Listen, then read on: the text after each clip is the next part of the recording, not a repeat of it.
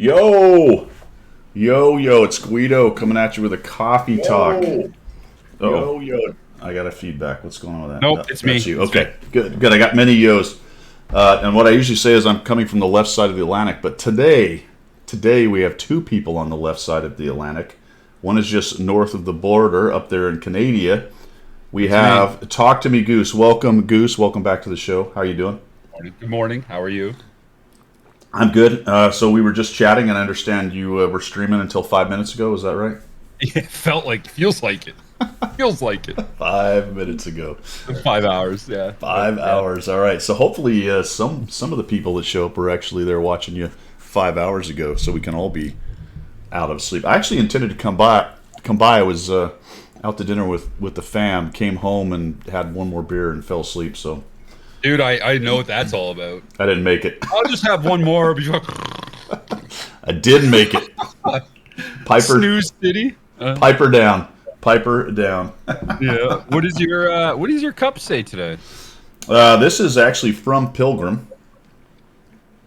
And it says, and on the eighth day, God created the Air Force because even the Army needs heroes. Oh, love it. Riz John, welcome. I love it. All the jokes that are tossed around between the different branches, man, they really makes me laugh. I hear about it all the time because, well, you've been around before and seen what goes on.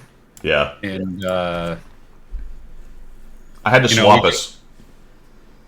I don't know. It's just funny. All the people that the different things that they talk about and the different things that you hear, and the chair force gets so much slack, shall we say? It's funny to see a cup like that. It really is. So we're both repping Air Force today, though. Well, I'm actually repping Navy more than Air Force, but here you go. This is what I'm repping. What do you got? Oh, the Top Gun Cup. There you go. Excellent. I mean, shocking, right? Yeah. All right, we got Randall. We got poor old Sod Gator. Oh, Brute Ross, what's happening? Speaking of Air Force. And Ruse John, welcome to the show. Like I said, we got Pilgrim today. Or Pilgrim, goodness gracious. I'm going to do that about 100 times because it's usually That's Pilgrim. fine. It's fine. We have Talk to Me Goose, great streamer. Check him out if you haven't. I know you all know who he is, though. Just quick channel news, guys. 100 Battle Challenge is ongoing. I'm currently doing the Astron Rex, which I'm enjoying. It's a pretty good tier 8 medium tank with an autoloader. Well, you want me to log into the game? Yeah, you can if you want to follow on. We'll go back and forth between there and the website. I had a little common test failure. I don't know, Goose. I saw Cody did a video on the Cobra on YouTube, and he had some. Did that? Well, because Common Test 1, it was actually in there, and it was in the files, so you could do the comparison tool, and you could call it up. So I with the whole rigmarole, I usually don't bother with the test stuff, but I downloaded Common Test. I'm like, well, I'm going to do that. Imitation is the highest form of flattery, right? Yep. So I get in there, I download it, I get in, and it's now Common Test 2. I dig around, they took it out. I'm like, oh my gosh. So, Common Test failure. That's why I don't do Common Tests. I never know what the heck is. Do you download that? With me, I actually do. I do quite a bit of the Common Test stuff usually. However, recently I just don't have time, man. I'm working full time, right? Like, yeah. I got a full time job. Like, streaming's not my full time thing. Right. So I mean, I do 40 hours a week plus on my regular job, and then streaming I do another 20 to 25 hours a week, if not more sometimes. So, like, to just on my own time to just go into the Common Test and I just don't. I got a family as well, like, but I do when I can. I love the Common Test. I think it's a great place to go in and get an idea of what's coming. So if you have the time to dabble around in it, I think it's definitely worth doing.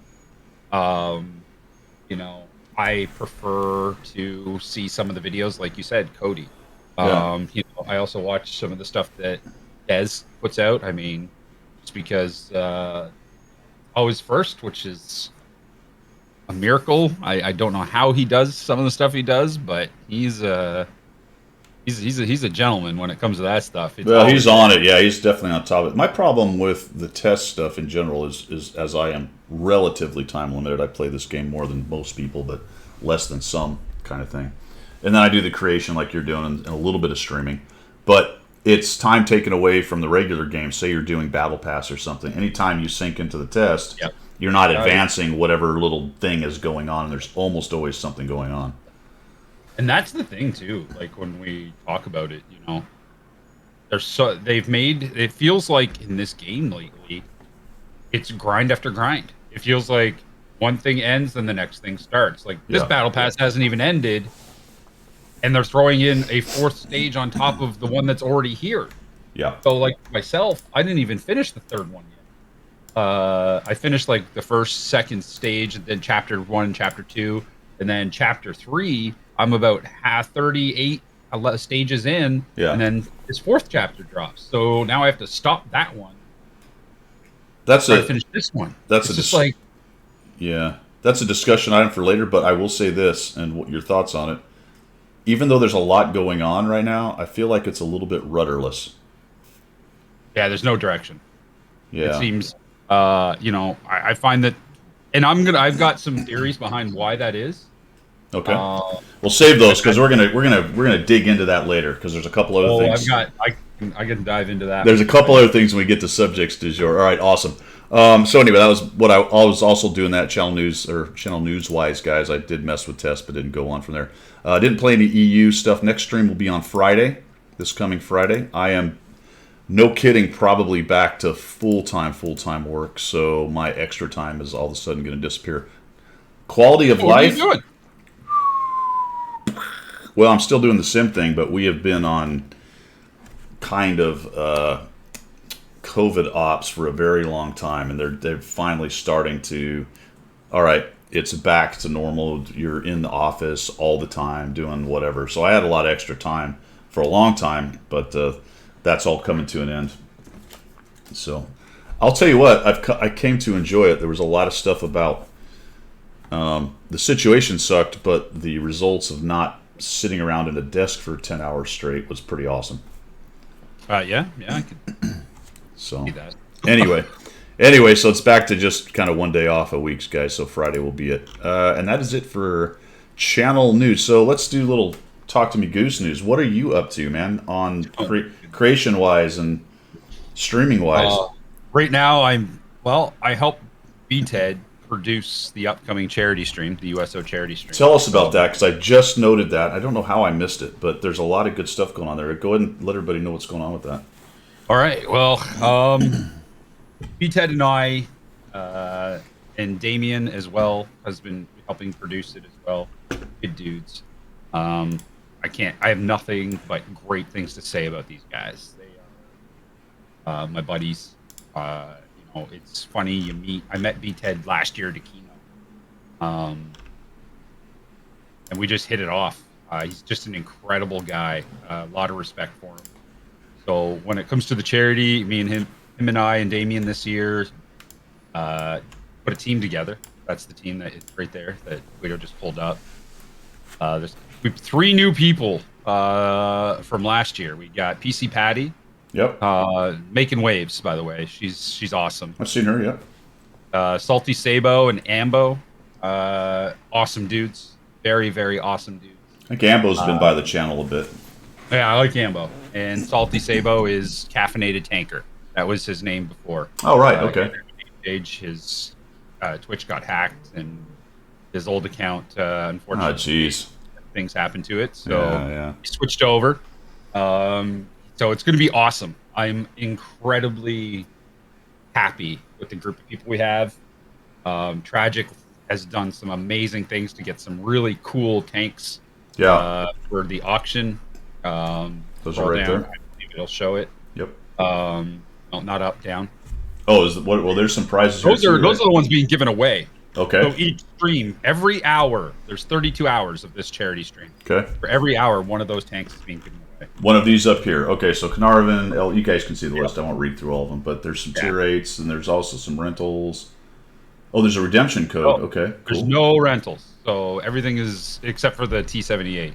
Everything else, We're giving away one of those per hour. You get to choose which one you want if you win the giveaway. Thank you. Thank you, Kejo, man. Appreciate you, brother. And that's what's going on. So Cool. it's gonna be awesome. Lots So going tell us on. about the auction. What's going on with that thing? So the auction, it's a silent auction. You go in. If you click on I want to bid, see the expand there. I'll show you Yep. how it works. There's going to be some tanks in there. Place bid. Place under the, or details on auction items. There you go. Details on all auction items. Yeah, back up. You can't bid yet. Oh, come on, man. Yeah, right. Wait, what the heck? Oh, that's just a single. I got a single page. All right, got it. It should say details on all auction items. Second. There it is. Third, there it All is. right. So, whoa, holy cow. this is what's going on. So you got the Kurovitz, the T-22 medium, the T-95E2. Now, wonder how many people remember what the T-95E2 is. That is the tank that was given away for the original Recruit a Friend. Yeah. It was the only way to get it. It's never been sold. I personally, it's an awful tank. Yeah. Yep. It's awful. It's not a good tank, but I want it because it's rare, and it's okay. You own that tank. It's not worth it unless you really want to collect it. Exactly, but that's what it is. There's a lot of people in this game that like to collect tanks. That's one of the ones that's hard to get. Then you have your Beijing Opera, your V5, the FV215B, your King Tiger Captured, which is one that a lot of people really wanted back because they lost it during that whole thing that happened. AMBT and the E-Mill. So these are all coming back for sale. You can buy it straight out. It's all through an auction. Then there's the Ontario Regiment Museum was very kind enough to give a lot in there for tank rides. So if you're going to Aquino in 2 weeks, this is an incredible one to pick up. It's got 4 M113 tank rides or M548 rides. In the red here, it says not for Aquino. It says "Talk to Me Goose" is going to pay for the airline tickets. Is that right? I wish. No, there's a disclaimer here. It's just tickets to the place, not to get there. Exactly. Yeah. Just tickets to the place. It's just, if you live, that's why I was saying, if you're in the area, it's in Ontario. It's a good pickup. There you go. The next one is 13 Disciple. Now, if anyone here remembers the charity stream last year, 13 Disciple did some paintings of miniatures and sent them to people. He's actually doing 2 of them this time for the actual auction, where he's going to hand paint them because he paints minis, and he does an incredible job. So a Tog is one, Tog 2, and the other one's the Pershing. Okay. So here's the deal. World of Tanks also threw in for 13 Disciple. If you bid on this and win, they will also give you the premium tank in game. Okay. That matches the model. There you go. Cool. Next, personalized messages from the Chieftain and Commander AF.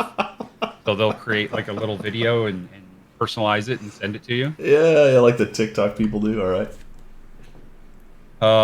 Then you got next is amazing. There's only 300 of these made worldwide. You click on the link. It's an IS-7. Oh, right. Yeah. Yep. This thing is one of the things that I myself am looking at very, very much to want. There's only 300 of them. It's an IS-7. If you click on it, see this beautiful thing. It's look at that. Yeah, it's metal, right? I think it's die cast. Is it? Okay. It's metal. Like it's here we go. It tells you right there. IS-7 made from mixed media, primarily resin, with aluminum, photo etched steel, copper, and additional materials. Fully hand painted. So, like, Yeah, it's really cool. Cool. All right. Really cool. And then the next item is an unpainted one of those. Yep. Okay. I remember seeing that. I Yep. actually personally love the look of the unpainted one. Yeah. It's a granite die-cast statue. Oh yeah, look at that. Check it out. Yeah, I love it. I freaking love it. I want this one. This is the one that I want. Yeah, that's maybe cooler, isn't it? Look at that. Yeah. All right. Isn't that cool? Yeah, that's cool. All right. What else we got? Key to a good defense. Yep. It's what they are is IR radio control. Oh yeah. Yep. So you can actually have battles with like somebody if you won them. Well, there's a keyboard too, I guess. Stuff. Yeah, this is from a company called Conix. Okay. It's it's the World of Tanks keyboard. And the next one that we got rolling around is the Monopoly board game. Oh, is there a Tanks Monopoly board game? Yes. There is a World of Tanks Monopoly board game. I'm not even kidding you. There it is. All right. So that is a giant prize pool, man. Good on you. That's good work, man. Nicely done. So when is that, and how to? So that starts at the start of the charity stream and ends 2 hours before the end of the charity stream. Okay. So it says right there. It tells you kind of the times. So Friday 1200 noon Central in Central U.S. This thing kicks off. Yep, you got it. And goes 30 hours. I will be there. 32, I believe. 32. I will be there for a lot of it. I have my own time slot. Now, if you guys want to see silly things, not really silly, if you want to see somebody do strange things to help earn money and to fundraise, check out the stream. I do some awesome stuff. Damien's Gaming, I will be on with him. 13 and I will be on with Damien. And I will be on with 13 during my time segment. And then if your favorite streamer's on or somebody you like to watch is on during that time, like Jimmy and Nubs, for instance. Jimmy took a step back from tanks. You haven't seen him around for a while, huh? Nope, but he's coming back for the charity stream. He's coming back to play, and he's anyone who knows him and his wife, they are two of the most incredible people. I interviewed them. They're awesome. Very cool people. I love them to death. And Nubs just starred in the show Mayan MC. Really? Yeah, she's actually in the latest episode. Yep. She got casted, and she's one of the characters in it. It's pretty awesome. Wow. Cool. So she's Hollywood now. That's what I like to call her. Nice. So, all right, so the good news is I'm looking at this lineup, and I'm pretty excited because Warchild has committed to 2 hours. He can't possibly rage quit. But he might get angry enough to want to, and then we get to watch that. We get to watch Warchild get angry enough to rage quit, but he's going to be forced to play the 2 hours. I love it. Oh, Warchild! I think he needs to play 2 hours before the 2 hours, just to build up the angst to the appropriate level. And then he goes right into Quinetic. And then Quinn goes into Damien. We go to Nubs, Salty Sabo, Old Man the Wise, and then I like Quinetic. Damien's is always a good time. I like Jimmy and Nubs are awesome. I don't know that much about Salty Sabo. Old Man the Wise I've watched a bit. I like him. He's pretty chill. Definitely chill. PC Patty, I like her. I don't know this Talk to Me Goose. I guess she'll be fine. And then Sophie obviously is awesome. So, dude. All right, cool. We're looking forward to that, man. Looking forward to that. All right. Good morning, Cobra. Now it is time, my friend. This is the part of the stream where maybe don't have a blue light, but it's time to shill for wargaming, all right? So get your shilling hat on. This is where you and I get accused of shilling for the company and trying to sell stuff. This is how we do it. Fuck. This is how we do it on Coffee Talk. So we're going to go to the premium shop and see what's what. I'm going to tell you right now. Guess what's for sale? Shilling for wargaming, eh? All right. So I have a strict standard where I will only tell people to buy it if it's worth it, and that is a standard I live by. that's If why it's you shit, don't. That's why you don't get the kickback I get. yeah. Yeah. If I think it's shit, I'm gonna call it shit. If I think it's a good deal, I will tell you. Okay. Ship or not ship? Type 59. Not shit. There you go. Used to be. It's quite If good they now. would have offered the standard package for just the tank at $40, ship. Mm-hmm. The fact they bundled it in with premium time. It's Anytime annoying. now that they bundle anything in with premium time, I'm just like, for fuck sakes, pardon my language. I don't have a But problem with them doing that, provided they also offer the just tank. yes, yep, I agree. It's Just tank, I'm in. I'm in. Yeah. I think it's a great deal. Like this, I'm kind of like, eh. You know, the Type 59 is still kind of rare. The fact that they're selling it again, and they will sell a bunch.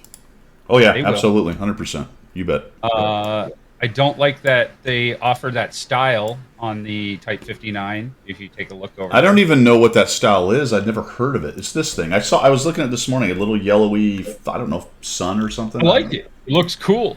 However, $146 cool? No. Yeah. Nope. I don't know. It's that. Not. It's not my style. But I'm with you on the package, man. If they're going to do that, whatever. Sometimes there's a good deal, and you may be in the market for those things that are in the package. But If you offer it for this one price, just the tank. you have a 30% coupon for it, and you have a lot of other tanks, and you don't have the 59, if you have the 30% coupon, I say ship it. Where did that 30% come from? I think I have that thing. 30 or 20%, ship it. It could be worth it. If you don't, I would say, unfortunately, buy coupon. Yeah, my yours is 30%'s gone. I guess I had it yesterday, but it's gone. You got a now. 15%. I got a 10. So Yeah. 10. So yeah, it's $55. Like I said, if you got 20%, now it's $50 for all the stuff. I'd say. Go for it. I don't need it because I've got the 59 and the 59G, so I'm good. Yeah, me too. I mean, Then there's this thing: ship or not ship? what, the FCM? The pack, yeah. That thing's amazing. If you are in the, this is horrible. I hate to do this. Everybody in chat. Everybody in chat was club everybody in chat was expecting Talk to Me Goose to say no, don't be a seal clubber, and then here we go. I'm telling you, if you are in the market for a tier 3, I want to poop all over people kind of tank, this is it. This thing is awful. It's so good. It's so good it's bad got for the game. Yeah, exactly. It's so good it's bad. It's got incredible view range. Yep. The gun is absolutely ridiculous for tier 3. Its camo values are really good. It's Yeah, it's kind of silly. I don't know. The fact that they're offering it in a package, I'm kind of happy. Would I say ship it for $29? I mean, if you don't have it and you get the 4,000 gold with it, I mean, you have to take a look at what the 4,000 gold will cost you. Right. It's kind of a collector's if I was going item. to do it, I wouldn't do it on any other package except maybe this $29 one. Maybe. If they offered it as just the tank, ship it all day, every day. Yeah, this is a collector's item kind of sale weekend. Of course, now we've got the KV5. What do you say? What do you say to KV5? It's got for $30, man. Yeah. That's a good deal. KV5 with the rework. It's got pref matchmaking. If you do not like slow heavies, do not get it. My other offer for you, or option for people on this KV5, is go watch some gameplay videos of some of the top players to get an idea of how this tank plays. It's got some very glaring weak spots on the front. Learning to hide those is key. If you can do that, this tank can be a hell of a lot of fun to play. And if you have a coupon, never volunteer to be the radio man. Fair. Cliffy. 100%. That radio man, he might as well just be permanently dead. The old radio. That's where the meme came from. So that's kind of where it is. I'm telling you, KB5, Yep. I would ship it. I would, honestly, if you got it, especially if you have a coupon like you do. 10%. I mean, Yeah. sugar, you're going to pay 27, 28 bucks for that tank. All right, that's not bad. I got one. I've had one of those for a long time. Again, watch gameplay videos on that tank before you decide if you want to buy it. That's good. That's a good advice on anything, unless you're experienced enough in the game to kind of look at the stats and the playstyle and go, yeah. But great advice. All right, and the rest we got is kind of standard stuff here. I don't think there's anything else that I noted in the store. Is anything? MLB, ship it every day. The what? Every day, every day, every day, every day. The Crom B. Oh yeah. I don't. Is that for sale right now? Oh yes, the Berlin 4. So you can buy them individually. So they split up the package. Right. Yeah. So if you scroll up, you just passed it. Scroll up a little bit more. It's right above the KB5 stuff. KB5 packs. Well, I'm on vehicles.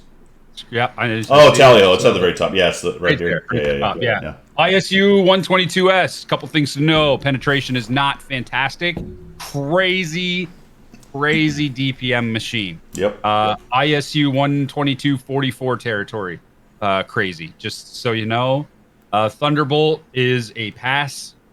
The Cromwell B is a ship.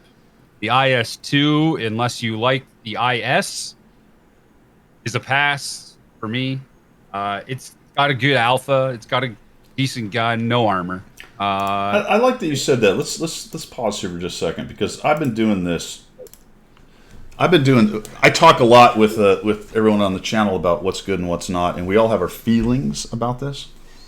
Yeah. But I have taken to. I love this site, tomato.gg, because I love it. It's easy to use, for one, and two, it's got these nice recents. And people say a lot of stuff about it's good, it's bad, whatever. And I've been doing a series on what's the best tier X tank of all the different classes of tanks.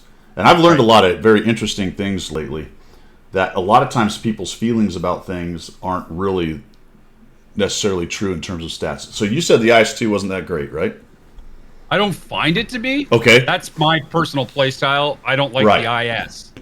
So that's a big part of it, because one of the things we've had a large discussion on my channel about is that very aspect of there is the statistically best tank, depending on which stat you choose. That's a whole nother argument.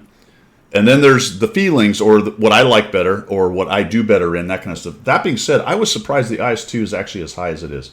Me too. Win 8's there, and the other versions of it are up here too.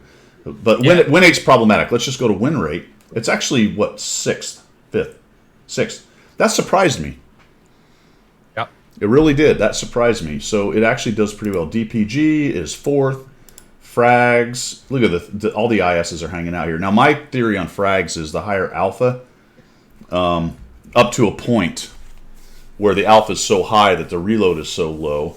And when you start talking about a tier 7 with a 390 alpha, it's able to close down a wider range of near deads. So its frags are a little higher than others. My thing about this, when I take a look, if you go by DPG, I'm really curious now. 4th. So this is what I find really funny about, this is what I say about these 4 tier 7 heavies. Did you know that DPG on the IS-2, IS-2S, the ISM, you'll take a look, and it's 982. That is an average of 3 shots per game. Oh, yeah. Of penetration. Yeah. Yeah. So, I mean, I feel so bad. Like, I'm surprised the T29 is as low as it is. Yeah. I almost have that thing 3 marked. Well, it does vie for number one tech tree tank, and I differentiate that a little bit as well. Here's another surprise. Oops, not to change the tank we're talking about, but the other surprise for me. Oh my gosh, we've lost complete control. Hold on, let's get back. The VZ-144. Yeah. And that thing is awful. I do not like it at all. But it does well. I mean, yeah, but who's playing it? Well, a lot of people, because it's not really that low. It's got 80,000 battles in it. Very interesting, eh? That's. I guess when you take a look, that's more than all of the IS, all the premium IS is added together. Go to the battles. Hit the battles button. That's always fascinating, because that changes things too. T-29, most popular. Of course. But it is good. Look, where did the ISMs fall in this list? They drop down, way down. Exactly. Yeah. So that's another thing to look at. That's where do they fall in the battle? So if you're going to look for straight up results, I mean, you look at the T-29, and it's got literally 4 times as many battles as the IS tanks. Right. And people grind it. People play it. People love it. And it has to be ground, though. That's the thing. You're going to have You're going to have a number of stock battles in that added into that giant. And that's yet another discussion. It's like, all right, what quality of player plays the tank? That's what I'm saying. Right. It's tough. I can just tell you based on my knowledge of the tank. If I'm facing a T-29 and an IS-2, you're getting poop doo-dooed on. That's just certainly hold down. If you're in a more open fight, it kind of depends on the player, but still the T-29 is stronger overall, I'd say. So, I mean, I personally would pass on the IS-2. However, I own them. Maybe I'll revisit this. Maybe I should start doing what you do, Guido, and try 100 game challenge. Oh man, with all the tanks that I currently have. Yeah, be careful because I'm telling you, it's been another subject on my stream and channel lately. I am in a massive slump because I've been playing a lot of not great tanks. So Skill did this. Yeah, but I'm not skilled, so. No, it's just funny to watch because you can tell when he's playing bad tanks. Yeah. He even calls it. Watching him, I watch Skill quite a bit during the day. I throw him up while I'm working and listen to him. And yes, he does well. You've got to realize, though, Skill has almost 300,000 battles in this game. Does he really? Yes. Holy cow. Between his 3 accounts on the RU, the EU, and the press accounts that he has almost 300,000 battles. Wow. So, and that's important, but he's also just really good. I mean, I watch him do stuff that I don't know how he does it. It's pretty awesome. I have 10% of those. I have like 38,000 battles myself, which is incredible if you think about how many more battles he has. So he just knows tanks. Like, he understands what the purpose of the tank is. He understands the concept of the tank. So knowing that allows you to get into positions better. It allows you to know, okay, this is what we're looking for. This is, I've seen this before. You know what I mean? Like, he's at that point now where he's playing an AT-15 and he's getting 3,000 damage per game, and he's hating life. He's literally beating the crap out of his chair. He's yelling at the screen. Like, you know, it's that's what he does. Well, I've had that. Like, you see him and he's like, hashtag chair. It's all relative. I've had that comment while I've been streaming, getting mad at myself for having a bad game, and I'll have people go, well, shit, I wish that was my bad game. That's a good... And so it's all kind of relative, you know? Yeah. So you get that, right? So the same thing with the IS-2, I feel. Like, you get a guy like Skill playing it, and he's beating the crap out of his chair because he can't make a shot that he'd be able to make in a different tank. And, yeah, exactly, Odd Dog. Good to see you, Catilla. Love the hat, Goose. Thank you, Eric. Sorry, guys. Diablo. Welcome, everybody. Yeah, I've been missing the chat here because we've been talking so much. But hello, Kedge. Hello to Eric the Virus. He likes the hat. What is the hat? This. Oh, Coca-Cola? Coca-Cola and the USO. Ah, very good. Sent me a gift package with some really amazing swag. They actually sent me a thank you package. And they gave me this hat, and it's got my name. They put my name on the front of it. Yeah. Coke, and they made me bottles of Coke with my name on it. Talk to me, Goose. Like, wow. They even made me a bandana that's got the USO Coke logos on it with my Talk to Me Goose logo. Excellent. Yeah. So it was pretty cool. It was amazing. All right, let's shift gears a little bit. We're going to go to missions and specials, talk a little bit about that. So, Chapter 4 has finally been revealed in all its glory. Let's go over to let's release a tank that everybody will definitely want to get. This is ship it all day, every day. Get this tank. Do not miss this one. I tell you, man, I don't even. It's a little bit of a subject du jour. Hold on, I'm going to make us both dizzy while I move us around because I'm looking left at my other screen, and it makes me look like I'm talking to you, other than looking away from you. All right, we got that. So we'll just mix the streams. We'll cross the streams, as they say. So a check TD premium is put in Chapter 4, and literally, and then there's the report that there's not going to be a check TD line, and then a couple days later they release the teaser for Italian TDs. Yeah. I don't know. What do you want? What do you want me to tell you, man? Like, I'm not. That goes back. So we're going to touch it now because it goes back to what you mentioned earlier, and I said, doesn't it feel a little rudderless? It does. It's very weird. It's very strange to me that they would do this. I am very surprised that it wasn't a Italian TD that they released, unless they have one in the works, and it just wasn't ready.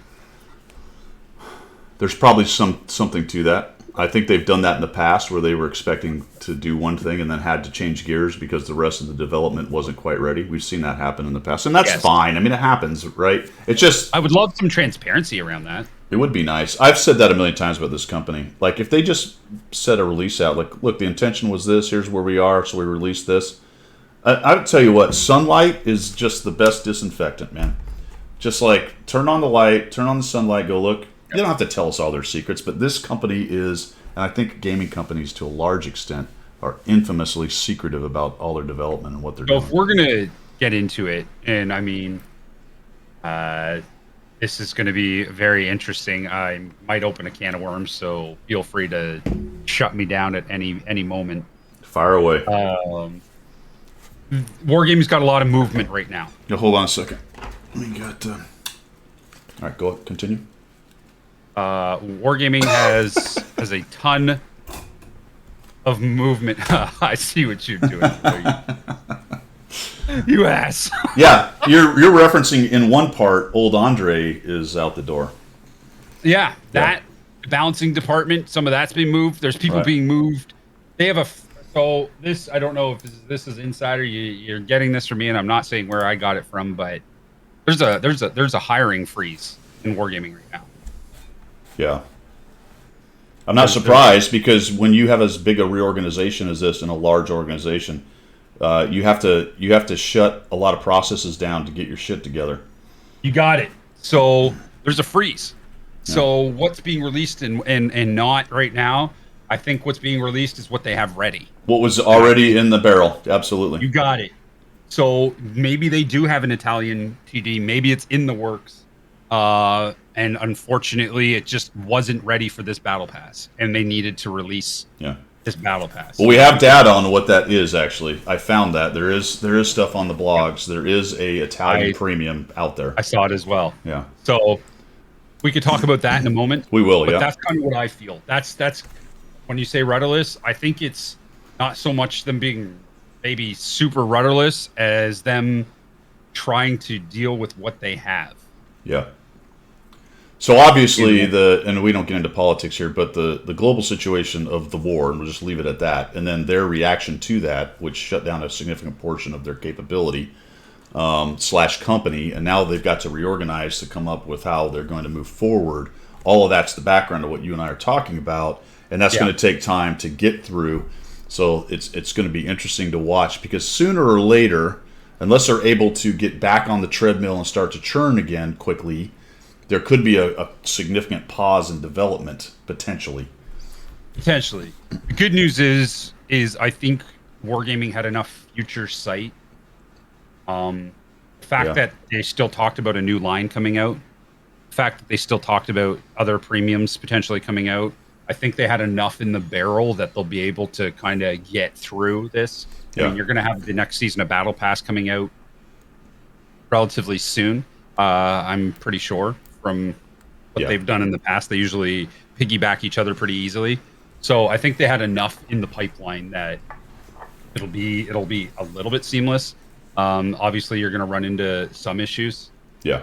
Well, maybe Like, not. I don't know. We'll see. You know, it could. I don't know. It's just an interesting topic. So that actually segues a bit. We started this with Battle Pass. So what do you think of chapter 4 being the Battle Marathon Pass? What do you think of that? I hate it. Do you? Because I love it. I love it. All right. Tell me why you hate it. I love and hate it. So Okay. I do not like that they put it during the battle pass that's currently going on. I feel Okay. that they're rushing players to try to finish the 3 stages. Well, that was on purpose, Goose, obviously. I know, but I'm Yeah. just saying this is what I hate That about doesn't make it good, right? I'm with you. That doesn't make it a good thing. because now you have 2 weeks to finish this, and the other battle pass, the stages, 3 stages, are finishing at the same time. Yeah. So my problem with this is, like, this ends on the 23rd of May. Then you have 1 week to go back and try to finish your other battle pass. Right. So if you didn't have a chance to get through it, because it feels like you're just forever grinding. Like, you're like, if you miss a day of playing tanks, you're not going to finish something that you paid for. Yeah. That's kind of what I don't like. And then if you've paid this 2,500 gold or 2,000 gold for this portion of the battle pass and you don't finish it, you miss out on the ultimate reward of that tank. So you have to spend the gold to pay for those levels. That's what I don't like. That's what I hate. Do I love it? At the same time, yes. I love the idea of putting a premium tank. So what's your thoughts on the option that basically you can get it with gold instead of, because you can't even buy it in the store. You can indirectly if you buy gold and then did it that way. But what are your thoughts on that? Instead of doing the standard marathon that was 10%, 10%, 10%, and then you could buy it at the end with 70 or 80, or maybe get it free if you really. I prefer this method personally. So do I. I like that part of it. I like this because you're grinding. You get 40 stages. You get missions to complete the stages. You get your dailies to complete the stages. You get your, grind out some tier 6 tanks for the quick, easy 15 bonus points at the end. And hit the stages, because what you're doing is minimizing the total cost of the gold. So you pay 12,000 if you want to buy this tank outright, 12,000 gold. I mean, you go to the store, you can purchase 12,000 gold. I'm not sure what it is American. I know how much it is Canadian. It's like $50 Canadian, we'll say, in that ballpark. So you're paying the same price as you would. Yeah. So this is easy. You just, even if you can only play the game on the weekends, you got 2 weekends, you do your missions, you hammer out 8, 9 stages of the battle pass. You've saved yourself, 2,000, 3,000 gold. Yeah, I checked that on mine. I'm at 7. I paid 2,000 for improved, so it would cost me another 8,500 right now. So 10,500 gold. Right. Now this goes to what let's talk about this real quick, because Kedge just said been nothing but a gold recoup since Christmas from World of Tanks, and we talk about that a lot. It's like, oh, they're just trying to get the gold. On the other hand, though, I look at that and go, all right, well, they give you a really great deal at Christmas. I'm not surprised, and they're trying to entice you to use your gold. Like, why the F do you have your gold if you're not going to use it for in-game content? I don't really I get the angst, and we like to talk about it, but the reality of it is that's a great deal at Christmas, and then you have a bunch of gold. So why do you feel like they're not you or you, Kedge, but you writ large? Why do we feel like it's some kind of conspiracy to take our gold? It is. I agree. I think it is. I think what happens is because the at Christmas it gets so overloaded with the premium currency. Right. But is that a bad thing that they want to give you opportunities to use your gold? No. So there's two coins, two sides to every coin. If you can afford the Christmas boxes to get the gold, it's a good deal. If you can't afford it, if you can't afford the gold, because at Christmas time, let's just be real, it's a hard time for a lot of people. Right. You're trying to worry about getting Christmas presents for family. You're trying to get it for your kids. You got, meals to buy. You've got, sometimes you just can't afford to get, 150 boxes. Right, you know right. what I mean? To get all of that gold, then you're sitting on, 80 grand. But then you can't really afford a tank today either, probably. Well, it depends. After Christmas, this time of year, I work in the banking industry, so I can kind of speak to this a little bit. Um, there comes a point where you have just a little bit more, uh, later in the year, and gold just isn't sold at the same value as it is at Christmas. I Right. think a lot of tanks players have come to the point of realizing, hey, don't buy anything until Christmas. You know what I mean? And then use your gold to make the purchases throughout the year on the premium tanks. That is something that World of Tanks is doing more now than they ever did in the past. If you've played this game for a long time, like I have, it was very rare before that you could pick up a premium tank for gold. You bet. Yeah, that changed a while ago, but yeah, they didn't do that for a long time. In fact, it was kind of a stated policy, really, Yes. Yep. because And people then would they ask started for it. doing it. Right. So would you want to go back to that where you had to pay straight cash for every single premium tank? I don't think so. I personally I like the mixture. I like that you can get it for gold. Yes. Yeah. And I would agree with Gator. I think it is kind of the best battle pass so far with all the stuff that they've offered. Yeah. So I'm with you on the chapter 4 in general. I would have loved that it was at the end of battle pass and not stuffed into the last few weeks. That's kind of irritating. Yeah. Yep. And I wish it was at the end. It's kind of par for the course. What I call this with wargaming in any gaming company, this is an unforced error, in my opinion. Right? Yeah. You didn't have to do it this way. And if you were counting on somehow squeezing just a little extra out of people at the end of this, I think your gain is overcome by the negative PR you're getting out of it and irritating people. Like, If they just, and I agree, I saw what Pale Jedi wrote in the stop chat. irritating people to squeeze out that last little thing. It was a fumble at the 1 yard line. I agree, Right. Pale. I think they should have put it after what they should have done, and this is my feeling, is they should have used it as a stopgap between the chapters. Sure. Between the battle There you passes. go. Right. Yep. Use it as a stopgap. Yep. Use it as that 10-day window between the battle passes. So, move the other battle pass 5, 6, 7 days and stick it in the middle there and do it then. Here's something that surprised me a little bit. I'm wondering if this loophole will be closed if they do this again. The idea that you could take, say, a tier 6 up to 99 points and let it sit, and then get the 15 points, right off the bat on one battle. Actually, you were probably doing better to get it to like 95, so you could That's what I was doing. So you could get the points and the 15 at the same time. When I saw that, I didn't believe that. I read it. It's what it kind of said, and a lot of times their text is a little difficult to decipher, and sometimes they just plain old change it. We've seen that before. But No. so I wasn't really buying that was going to happen, and then it happened. I'm like, okay, well, they're good to their word, and I went, wow, that's quite the loophole. I'm very surprised that the company let that stand, but I think that has a little more to do with the mechanics of how they've coded it and made it work than the fact that they wanted people to do that a bunch. What do you think? I think they close that loophole next time. Yeah. I'm calling it a loophole. So, I mean, at it's the by same design. time, I was talking about it on stream.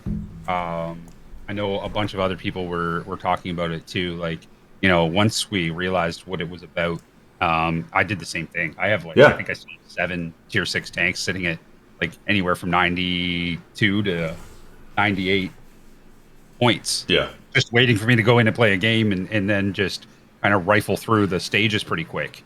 And I called it a loophole. That's not really what I meant. I mean, nobody's getting one over. It's just that's the way it was designed. So people saw that, and that's clever of them. But I think maybe that gets... I don't know. We'll see. I hope they do it again. I do. I like it. I just hope next time they do it at the end of the chapter. Don't do it during one that you already have going on, because it feels kind of scummy. It's just like you said. Have to put your other chapters on hold Right. to do this one. It just feels a little scummy. That's all. Yeah. I saw what you said, confused too. In a banking industry equals I own a mask. I actually work in. I'm going to share a little bit about myself because I think a lot of people don't really know this, but I actually do credit for small businesses. I approve credit for small businesses. That's kind of what I do in the banking industry. So I see ebbs and flows of how throughout the year finances are going with different aspects of businesses. That's why sometimes you'll hear me speak to different things. But that's kind of what I do full time, other than stream. So it's busy life. So when I talk about the banking, I do have an idea of what's going on. But yeah, no, that's what's up. Man, there's so many people here this morning. It's awesome. Yeah, man. Yep. All right, cool. So we've been at about an hour. I usually take a break every hour. I'm going because I want to refresh my cup of coffee. We're going to take a 5-minute break, and we'll be back with Talk to Me, Goose. You can leave me on if you want me to. Oh, you want to chat with him? There you go. I'll leave you with. I'll keep people here. Goose is going to do a channel takeover. You can watch my empty chair and Goose. Yo, I'll be right back. Hey, no problem. All right. Well, there we go. Good to see you guys. Everybody, good morning. I got up bright and early. So for all of you, I don't know, for those of you who were at the stream at all last night, I did a stream with makeup and stuff, made an emote for the upcoming charity stream. So I went to bed, thought I washed all the makeup off. I woke up. No, there's a story, Grumpy. This story is great. You're going to love this. So I woke up this morning, like probably 15 minutes. It was probably like 8:37 my time. So for Guido, it's 6:37. He asked me to be here at 6:45. So I woke up. I go to the mirror and I look, and there's a giant S on my nose still because it didn't wash off last night. And so I was sitting here scrubbing my face, trying to get it off this morning because I didn't want to show up on camera with Guido with all this stuff on my face from last night. Oh my God, it was a train wreck. Let me read your comment. Right. But they also appealed to those players that like excitement of working hard in a timely manner to achieve a unique reward. However, they should not have allowed chapters to be bought. Improve, pass, yes, but not the whole chapter. Kind of cheapens the reward tank. I think if you're willing to want to pay for that Confused Tuna, you should have the option. And the only reason I say that is because there's one guy that watches the stream that can only play 1 day a week because he's of his work. So if there was no option to buy it outright, that person would never have the opportunity to get the tank. So I hear what you're saying. But yeah, that's the reason why they do it. I'd never have enough time to get the reward tank. See, that's what I'm saying, Execrable. You're one of the people that I know because I see you every so often, and that's kind of where it is. There's people that just do not have the time to grind it. They just don't. They work. They're busy. They can only play 1 day a week. Right. Same goes for other reward tanks. Yeah, that's why they offer the options now to buy them outright, like the marathons where you can get the 10, 20, 30, 40, 50% off if you grind out the missions. Then there's the people that can maybe only get 2 of those missions done because of time, and they buy them outright. You missed the paint last night, Meld? Dude, if you go to my Discord, man, there is some beautiful, beautiful pictures. Yeah, exactly. Confused Tuna. I agree. I hear ya. The reward tanks for Clan Wars, don't even get me started. I have none of them. I own none of the reward tanks for Clan Wars. Neither do because I do not have the time to sit every night for 2 to 3 weeks and play. I can't do it. I don't have the time. I got a family. I cannot say to my family, I'm gone for 2 weeks. Yeah. So I hear you. Do I wish there was an option to be able to buy Clan Wars tanks somehow? Or that they should put them in the bond shop, even for 50,000 bonds for one of them? Yes, I really do think that's been my opinion on that, man. The way you do that to open it up is you make it a seriously difficult thing to get bonds wise. But if you build up enough, you can get one. Yeah. Yep. That's how I am. That's how I feel. Yeah. I don't have the time to do it. I have 0 of the reward tanks. 1 year they had for the top 2,200 spots. and I played every night for 2 weeks except for one night because I had to go to the hospital, and I finished position 2208. What did you need to be? 22. Shoot. I had to go to the hospital, and I had to miss one night, and I didn't get the tank. I mean, that's even worse. You spent the vast majority of the time doing it, and you still didn't get one. That must have soured you on that experience. It did. That's why you'll always hear me talk about Clan Wars in that way, because I had to go to the hospital. I had to take one of my kids to the hospital. I had to be at the hospital with my child, and I could not play tanks because family. Here's the thing that broke the straw for me. Once I was with the clan. I think I joined one or something to help or whatever. I don't remember exactly why I was there, but it was only a practice. So they got everybody going. Got the caller. He's doing his thing. Great caller, great clan, good players. I'm cruising along. We get all stacked up to position. He's telling people to do, and he tells our section to push. It's like push, push, push. I'm like, let's go, boss. I push in there, start shooting, fighting. I'm dead. I turn around. None of the other mother effers push. They're all behind rocks. They're all hold down. They let me go, and then took the shots opportunity. I'm a flaming wreck. Nobody pushed. I'm like, and then you lose. And then when we got out, they're getting on my case for dying early and not doing well. And I went, I don't need this. Yep. I don't. I don't need this. I do Clan Wars now with Cbro. I do it every time there's a tanks campaign. We get people into the auction and we do the thing. We win some battles. I do zero stress. It's a no stress thing. Only rule: if I say push, everybody pushes, and they do. Yeah. And I don't call out if you don't push. I just kind of I'll send you a PM. Hey, next time just move forward. You know what I mean? That I'm not a salty caller. I do understand the game at that level to call. I used to call for Anvil back in the day, if you remember Anvil. Yep. So yeah, it's I just do a zero stress thing, and if I can't make it a night, I tell people I can't make it tonight. I got a family thing happening, and people understand. People are cool with it, yep. And that's how I feel Clan Wars should be. And I really feel that they should make a tough way. And as Execrable was saying, he says, "Yeah, I would love a tough way to get a chieftain without participating in Clan Wars." 100%. 100%. Oh yeah. 50,000 bonds. The people have spoken. The people have. Seriously.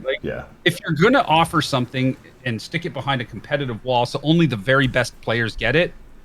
Pardon my language here, but go screw yourself. Yeah. There needs to be a way for the entire player base to get it. I understand that Clan Wars get it cheap because you put the time and effort in. I agree with that. Get it for 4,000 bonds. Sure. You put the time and the effort. You did the grinding. But the people who can't do the Clan Wars, which I'm going to be honest, I think is a far more vast majority of players, give them an option somehow to get it. You bet. Yeah, and then you don't have the Clan Wars players pooping on them in a top tier 10 in a 3-tier battle in a damn chieftain. Right.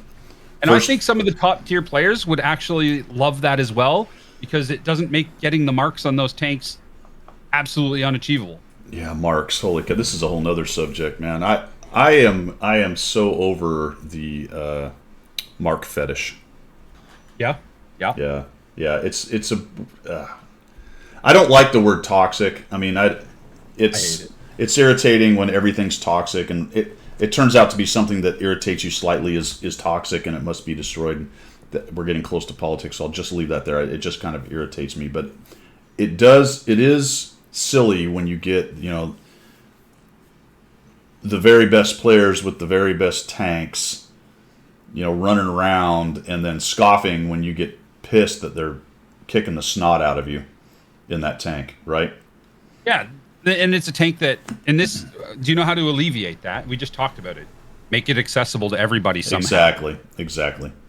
If you make something accessible to everybody, then it's good. Tier 6 and 8 Clan Wars, Mustang, love it. I loved the season they did the Tier 6 and the Tier 8 Clan Wars. It was fun. It was enjoyable. Playing Tier 6 Clan Wars, playing Tier 8 Clan Wars is awesome. I wish Wargaming would dial back the idea that... Hey, Jimbo, how you doing, man? Simpo in the The house. GG show. That's what they're calling us, G&G. I would like Wargaming to dial back the idea they have that tier 10 is end game, end tier for all these events they do, and I wish they would do tier 6 and 8 and 7 and 9 and stuff events. Yeah, tier 6 and 8 especially, just because there's a lot of premium tanks, and Right. it gets people the opportunity to earn actual credits while they're playing Clan Wars, which is, Yeah. unheard Like of. do a tier 7 ranked. Why not? Oh, I'm in. I mean, if you want to limit the effect of overpowered reward tanks and premiums, go to the tiers that don't have as many. Do a tier 5. Now, one problem they've run into when they do some events is when you get down to the lower tiers, there's some weird tanks that have weird capabilities. I'm looking at you, Churchill 3, when you do experience stuff.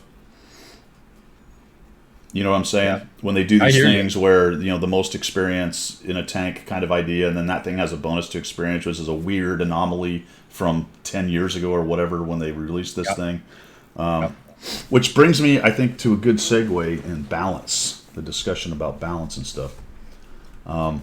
Let's start this discussion off, though, first with this, because it's also connected to our rudderless discussion. Because there's a, what's the word I want to, encouraging sign, and let me get to Two Line Push, which is kind of my go-to blog now. I really like that site. I'm just gonna do some chat reading here. Yeah, you while bet. we're doing that. Strongholds. That's what strongholds are for. Yeah, but Confused Tuna, I would love to see a more competitive option that offers more rewards for tanks and stuff like that, like Clan Wars does at tier 10. I would love to see them offer the same rewards for tier 6 and 8 Clan Wars, and you have to choose which one you're going into. You can't go into all three. You can only pick one of the ones to go into. And I think that would be an incredible way to do it. I think it'd be fun. It'd be great. You'd get some laughter, get some rewards out of playing tier 6 and tier 8. Because I've seen some big clans lose in tier 6 games just because of the funny one-shots that can happen in a tier 6 battle. That you generally won't get in a tier 10 battle. There's stuff like that happens in those lower tiers that even the super unicums can't always predict what's going to happen. Right. Especially if you roll out with 5 KV2s and all of a sudden they hit their shot with their HE round. You can't predict that. It's just it's just how it is. Yeah. So yeah, I would love to see that. I think it'd bring some fun to the game. So then we got Miss Tier 8 Clan Wars. Me too, Mustang. Attack Crow says, I 100% agree with you guys. Cheers. Thanks, Attack. Then we got Grumpy says, do you all feel that this game has gotten more competitive and not just a fun game to play? I wouldn't say more competitive, but I would say that they need more end game stuff that's away from the competitive side. Like Frontline, for instance, is great. I love that they've made it only tier 8 again. I love that idea.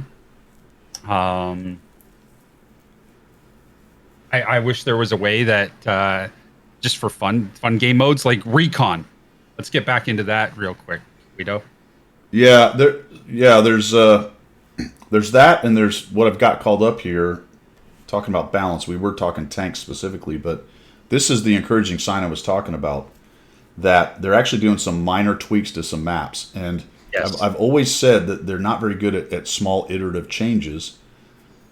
They tend to wait till something festers into a giant wound and then try to fix it by changing everything. This is interesting. Now, sometimes I don't necessarily agree with it, but we got Lakeville changes coming up. We can talk to the competitive thing too. Don't forget that. But oh yes, 100%. Yeah, little change here. They're actually moving. And at first I went, oh great, they're moving a building 10 feet. Who cares? But they don't show. Difference. Yeah, they don't show it very well. But I can't not. I always have to have that doing that. Go away. What they've done is they've created a spotting position on the side of the map. Yeah, there's one you can't see what they've done. They didn't show it. There's apparently a bush right about there now that you can see into the city. Yeah. Yep, I actually use that all the time. Now, this one, as if we needed more incentive for people to go to the Valley of the Noobs, they've actually lowered this, and I think now the southern spawn, I believe it is, can go up and over that little edge. Can you slide it over again? Yeah. Remember, you can't get up. You can't get up and over. You can from the other side, from the north spawn. I think it is north. You can get up into that little bush and look at their snipers, right? Ah. Now the other side can come up that. Very interesting. Yeah, that's pretty significant right there. They're realizing. Yeah. And then we've got, so there's multiple maps. We've got Pearl River. This one's hard to see. I'm not really sure what they're getting at.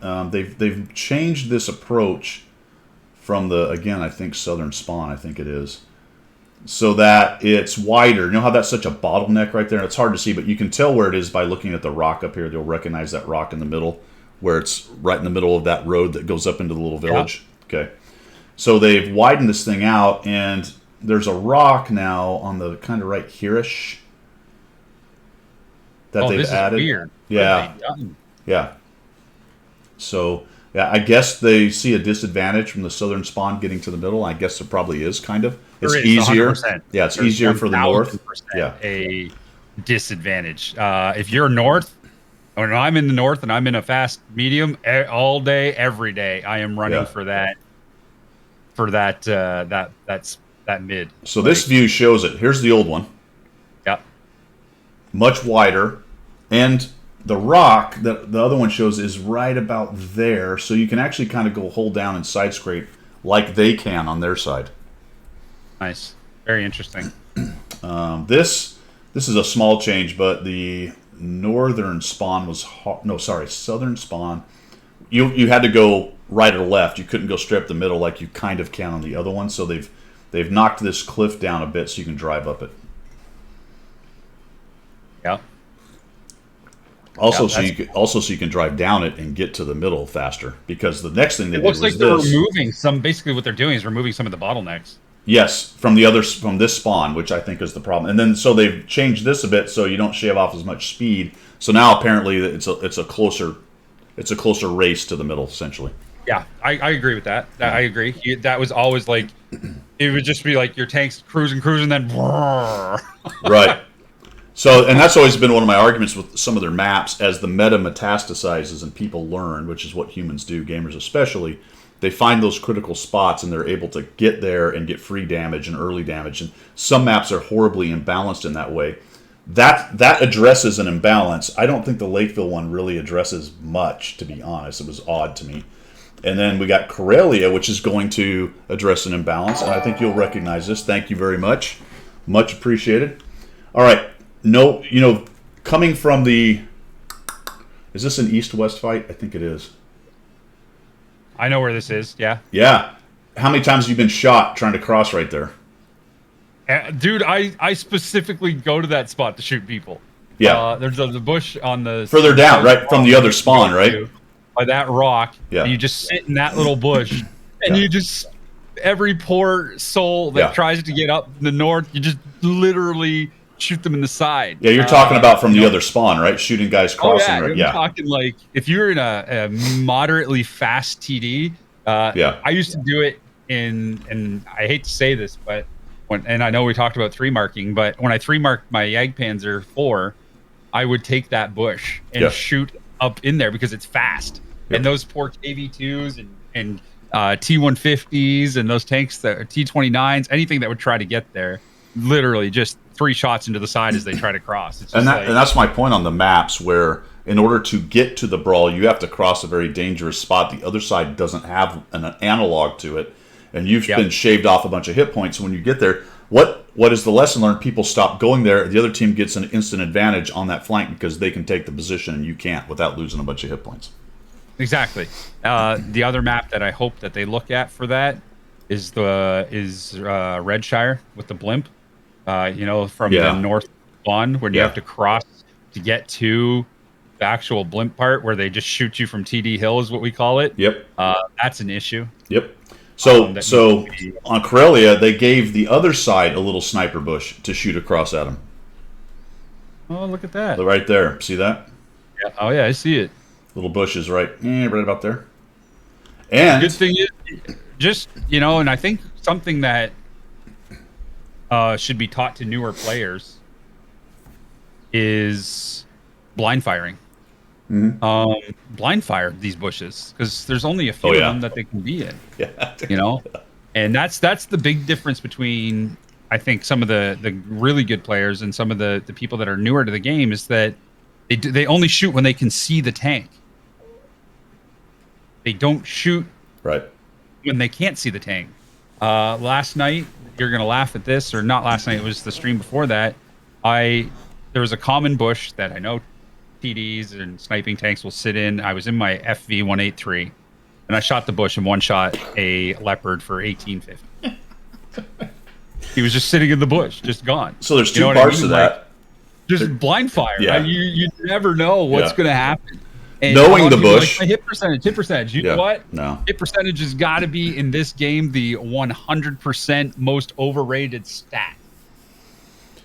Yeah, well, for me, yes and no. It can be low enough that you're doing something wrong. I say if it's really low, you're probably having aiming problems. I doubt it's just from blind firing bushes, though. Well, I mean, you watch Skill do it. I Yeah. mean, he'll do 20 in a match just when he's bored because nothing's happening. Yeah, got to watch ammo count. Depends on the tank a lot of times. Yeah, of course. I mean, a Type 64, you're not going to want to do it a whole lot because Right. you will run out of ammo. And you don't have a lot of punch anyway with that gun. So you can blind fire bushes. The other big key is you start seeing people taking hits, Yep.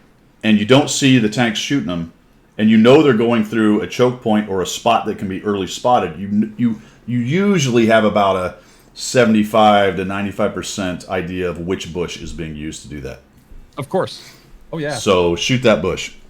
Yep. I've been driven out of bushes before because people got serious about blind firing. The other day, I had my black dot obliterated by two shiv tip KVP blah BB PVBBs, whatever they are, the Czech tanks. Yep. There was a platoon of them and another guy, and I took one hit and I went, okay, they got lucky. And then I took another hit and like, oh shit. And then I tried starting to back out and they fired so fast I got obliterated. It's that bush on Malinovka. You know the I one. love what Grumpy just said. And this is, I love what he just said. He says, I'm starting to do blind shooting bushes by watching streamers on what bushes they use. Yeah, there you go. Yep. I'm telling you, streaming, you can learn a lot just by watching. Like, oh, this is the bush that they're spotting me at, Yeah. you know? And as a streamer, I try to use different bushes than the common ones because I know what's going to happen. Yeah. So or position yourself in it a little strangely, maybe off to the side or a little further back or whatever. Here, and is this your bush right here that you use, or is it the one further down? Yeah. Well, guess what? Gone. It's gone. And they widened it, so now that side has an opportunity to be shot in the side. Oh, okay. So I don't know if we've just traded bad, one bad to the other bad, or maybe it's even. We'll see. No, but there's other spots I think that you can still do. I think evened it. Like I said, the problem that's what they hope. That's what they hope. This is what they see in their heat maps that they have. Yeah. You know what I mean? So until you get people changing how they play into the map, you won't really see the thing, right? So this was. They've moved some stuff. This is on the other side of the river on Berlin that virtually nobody plays. I'm not sure what good it is, but anyway, they've opened it up a bit. This is on the south spawn. Yeah.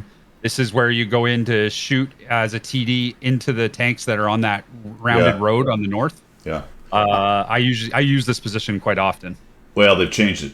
They've opened it up, so maybe it's a little better from the south spawn. Which one's the change? That's the slide to the left. I think that's the change. Wait, the cover has been reworked to make it more convenient. A space has been created. Yeah, that's the change right there. Yeah. So it looked like that. I made some more hull down spots for the TDs to be able to play. Right.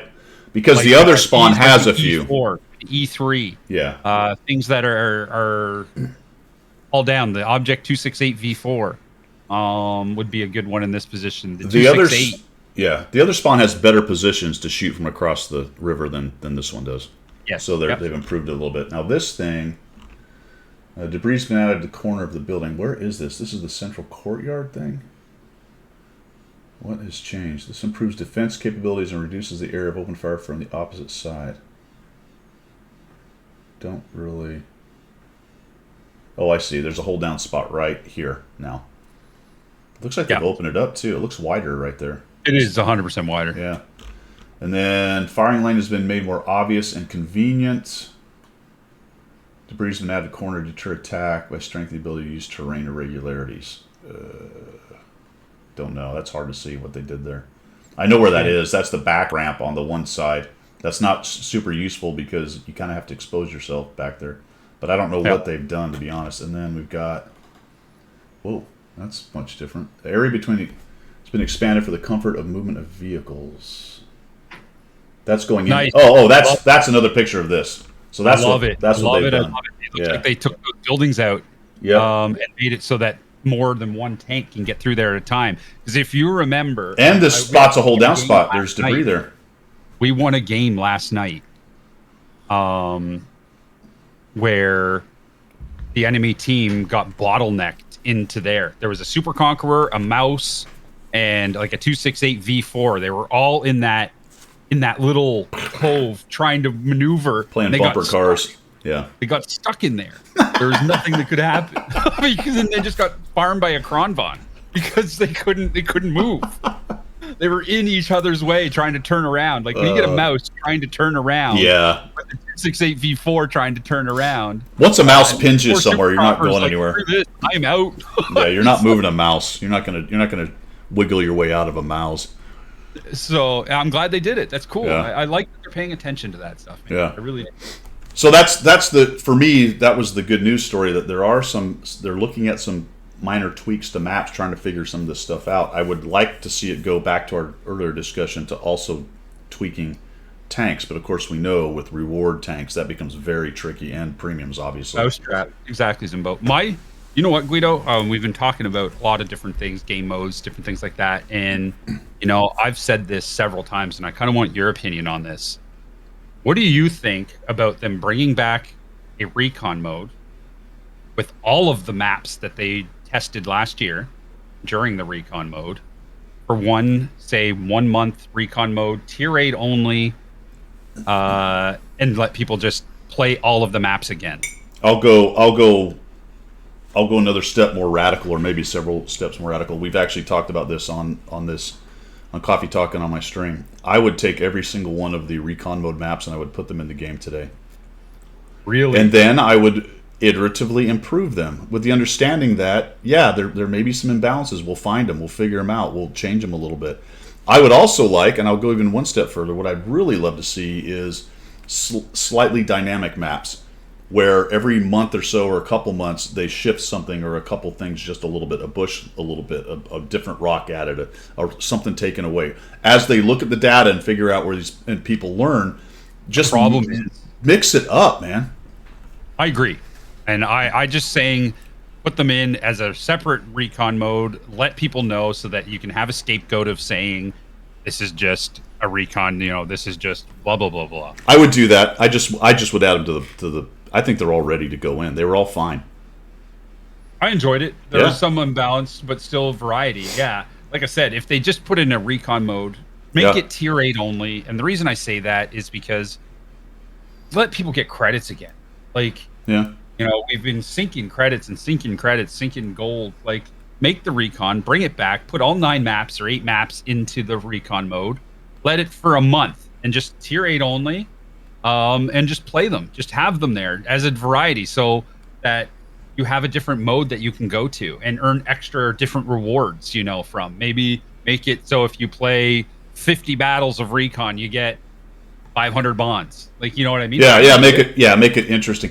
Well, that's another great segue to another subject I talk about a lot, is the effort to reward for wargaming is often off. What was the little event we just did? Not the battle pass. There was just something. Art of Strategy. Yeah. I thought the effort to reward on that was actually pretty solid. It wasn't some big tank or some massive thing. No, I loved it. I liked the idea behind it.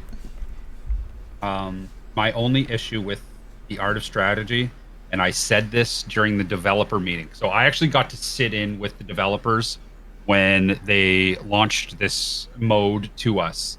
Before they made it public to everybody else. I was one of the testers of this game mode. and I told them that it was fun. It could be very interesting. Two big glaring problems with Art of Strategy. And I said this during this meeting, and they said they wrote this down and they're going to look into it. They didn't change anything. My Goose's influence. Yeah.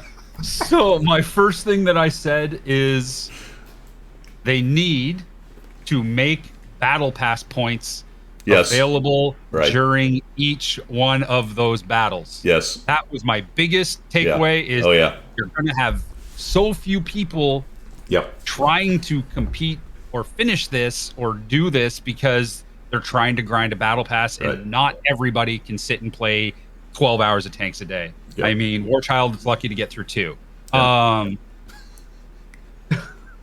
It's a different subject.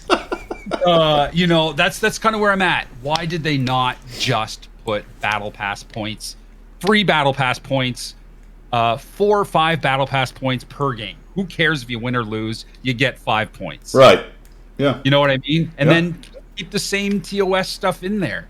If you drive all your tanks into the water, you can be reported. Like, keep all that stuff in there. Keep your TOS stuff going. Sure. But do that. Add the 5 battle pass points. Absolutely. I've said that. It's got to be integrated with the rest of the game. Stop putting modes that aren't integrated with the rest of the grind. The other one Nobody wants to play that stuff that's not integrated. The pathing of the AI tanks was atrocious. Oh my god, that was so bad. I had to manually drive my tanks more often than not because they would not go down on airfield. This is so funny. So you guys, everybody knows the south spawn of airfield. You know how there's those little dips that you can get into the middle from the airfield side. Well, the tanks wouldn't go down that. They saw it as an obstacle, even though you can drive down it. It's only like 3 feet. Yep. They won't go down. They go all the way around your cat and then go down that middle road. Yeah. So I had one time, I wasn't really watching them because I was in a heated battle over on the other side. So I sent 2 tanks to come back those up. And I was like, man, where are these 2 tanks? I need them. They're sitting on the back of my cap circle trying to get through to the middle. I'm like, oh my God, I just lost this battle because these tanks are being ridiculous. I had a Siegfried line battle. Trying to get him through the western part of the town up to the north field up there, and I was all stacked up, had my guys all stacked up, and then so I grabbed them all and I told them all to go. Well, as you know, you watch the pathing line, and they wiggle and then they all go to one line. So now it's traffic jam on the I-10. Well, meanwhile, there's 200 meters either side free that they could easily just drive down. And on the left side of it is just an open road, but they've all decided to go through the weird buildings all in the same thing. So my 277, they get all piled up. Now I'm grabbing them individually, trying to get them away from each other. And I get him forward to the north, and I'm like, where's my 277? I look back, and he's wedged himself into a building thing, and he can't get out. He doesn't even know what to do. I had to go get him and jump in it and drive him.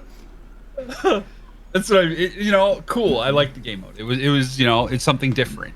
Could they work on AI? Yes. Could they add the battle pass points? Yeah, that would have alleviated a lot of it. I think a lot more people would have played it. Now I liked the reward system because it wasn't. Yes. It was 2,500 bonds are very valuable. It took some effort, but you didn't have to kill yourself, and that was a good thing. So. But yeah, I would integrate it with Battle Pass 100%. If you're going to have a Battle Pass going, then the rest of your game needs to be integrated. It's why I avoid so many of their modes that don't have anything to do with the rest of the grind I'm doing. Yep. Make bonds. I'm telling you, put bonds as a reward for everything. Yeah. And if there's a current grind going on, like Battle Pass or things like that, make that reward accessible as well. Mr. Stranger Danger says the art of bonds was only fun at the point where you got your 2,500 bonds. Now I want to go back here on balance, because somebody said something that's another great subject. And dynamic maps. Here we go. Pale Jedi. Very easy to rebalance all tanks, get rid of gold rounds. Man, that's the sticky wicket, the old gold rounds, because the balancing problem with tanks is exacerbated by having 2 wildly different pen values on rounds. It's hard to balance armor to pen when you have 2 different ones. If you're going to balance it, this is how I say do it. If you want to get rid of gold rounds, If you're wanting to do this and you're wanting to do how this works, take a penetration value that's in the middle of the gold round and in the middle of the standard round and make that a single round. Yeah. Hold Do you on, know what I gotta mean?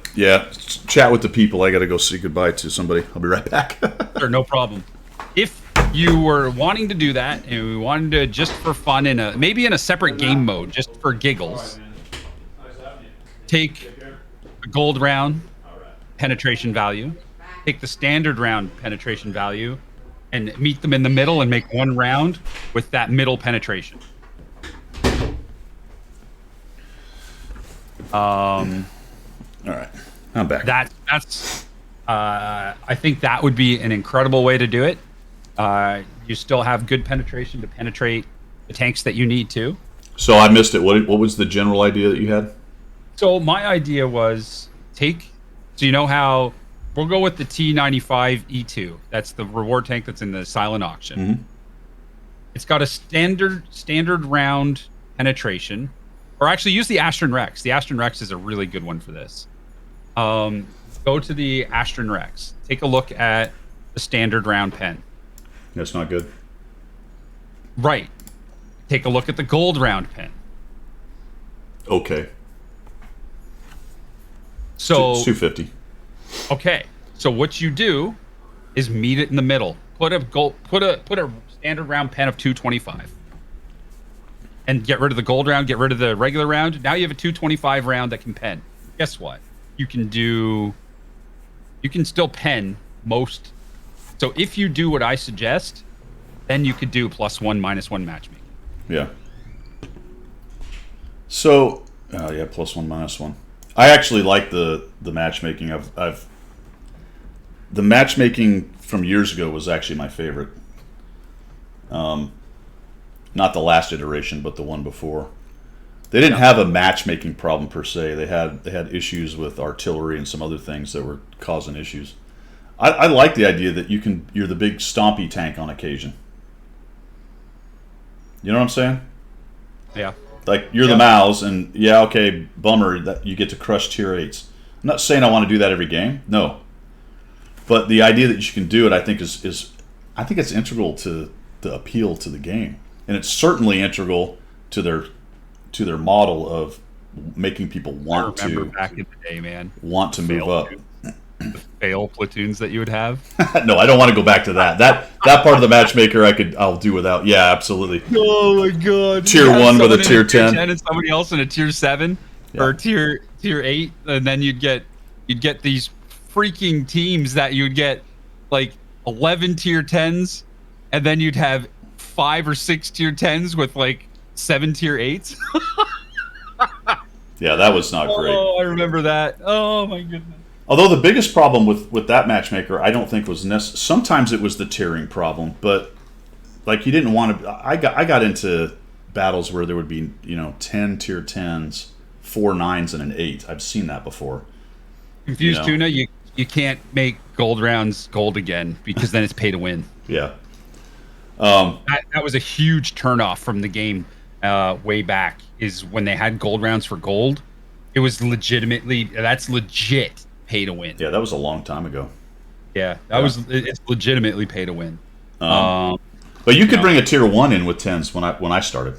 Oh yeah, you could bring a Lutz tractor in with a freaking tier 10 E4. People would do that to troll all the time. Yeah, so it's tricky on the gold rounds, and I'm kind of with you where there needs to be one round for me. And your plan seems reasonable. I think there would have to be some armor rebalances with that plan because yes, you don't have the gold round for the high pen, but you've also got a much better pen with the standard round. I think what I would do is I would just take out the gold rounds completely. That's what I'm saying. Then, if you were going to do it, and then start modifying armor and pens individually as opposed to just a blanket addition. I like what the Pig She Flies. He's an incredible player. I love that idea. If you remove gold rounds, you also have to reduce RNG. Unless you mess with armor, but that's a bigger idea. Someone also mentioned view range. This is another thing of mine.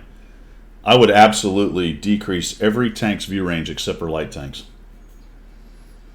I think that would make the game much more tactical. Absolutely. I think you might see one of two things happen. A, people get more aggressive, or B, they get more passive. Yeah. And with the wheelie meta, there's a problem with that. Yeah. You wouldn't be able to spot the wheelies until they were. Dude, I'm gonna tell you literally on top of something. I am not nearly as concerned right now about wheelies as I am about the fucking even 90. I am so tired of those things. You cannot play a game without one of those in there, and if you're playing any other scout, you're kind of in trouble. They are very, very difficult to counter scout. Very difficult. The best thing, and unfortunately, this is something I did this in I think 5 games the other day. I was playing when there's an even 90, and I was in a scout. I was in an LT 432. This was actually a little while back now. I would literally go once I had an idea of people like pinging and getting YOLOing? like, did you get spotted? Yeah, we got spotted. Okay, like I asked people at the beginning of the game, let me know when you get spotted, please. You know what I mean? And you get a couple people that will go like help or I'm spotted, and it helps me in the light tank. So once I knew that, I knew roughly where the even 90 was, and I would just plow into them with my LT 432 with an HE round. Yeah. Like I'm like, if you're going, I'm coming with you, and that's just what's happening. Yeah. And I murdered them. I think 4 of the 5 games I died as well, but I got rid of their even 90. Yeah. With my LT 432 because I literally spearheaded into it. Like, so that's kind of where I'm at. Yeah. The Brit light tanks will do some of that as well, and part of it is just physically they're tiny, which gives them options in moving through terrain, using bushes. It also gives them and this is something I've said since the beginning. You know, the even 90 wasn't well loved when it came out, and when I saw that thing, I'm like, oh my god, this is going to be a little monster. It's just physically harder to hit them. Like there is a brain to hand interface on each human on aiming that is important to whether you hit stuff or not. You know, it's not just RNG. It's how good you physically are at aiming. And while the game isn't super fast, when you're talking small and relatively fast things, then you get into all of the ideas of velocity, how much lead you need. It's a tiny tank anyway. All of a sudden it just disappears in a little fold. I mean, there's a lot of stuff going on that make that thing very, very difficult to hit. Yep. Yeah, it's called Wally for a reason, man. Mm-hmm. I call it Johnny 5. I love playing it. I just can't stand playing against it. It drives me crazy. Yeah. Good tank, though.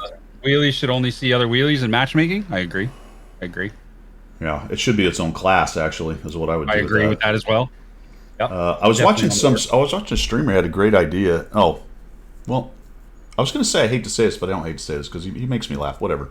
And this is not to get into any kind of bashing, so please do not bash this person. But he said something that I actually kind of agreed with. Hadn't really thought about it in terms of the mechanic, but I have talked about it multiple times in terms of wheeled tanks when they get their wheels hit. What Klaus said was it should be a lot like the Yo tanks. I agree. That's not a bad idea. They need to slow down way more than they do when they take a wheel hit. Way more. Yeah. And I mean, let's just be real. They should have that option. They can stop and have it repair in half the time or a quarter of the time. Yep. Or crawl at a slow pace.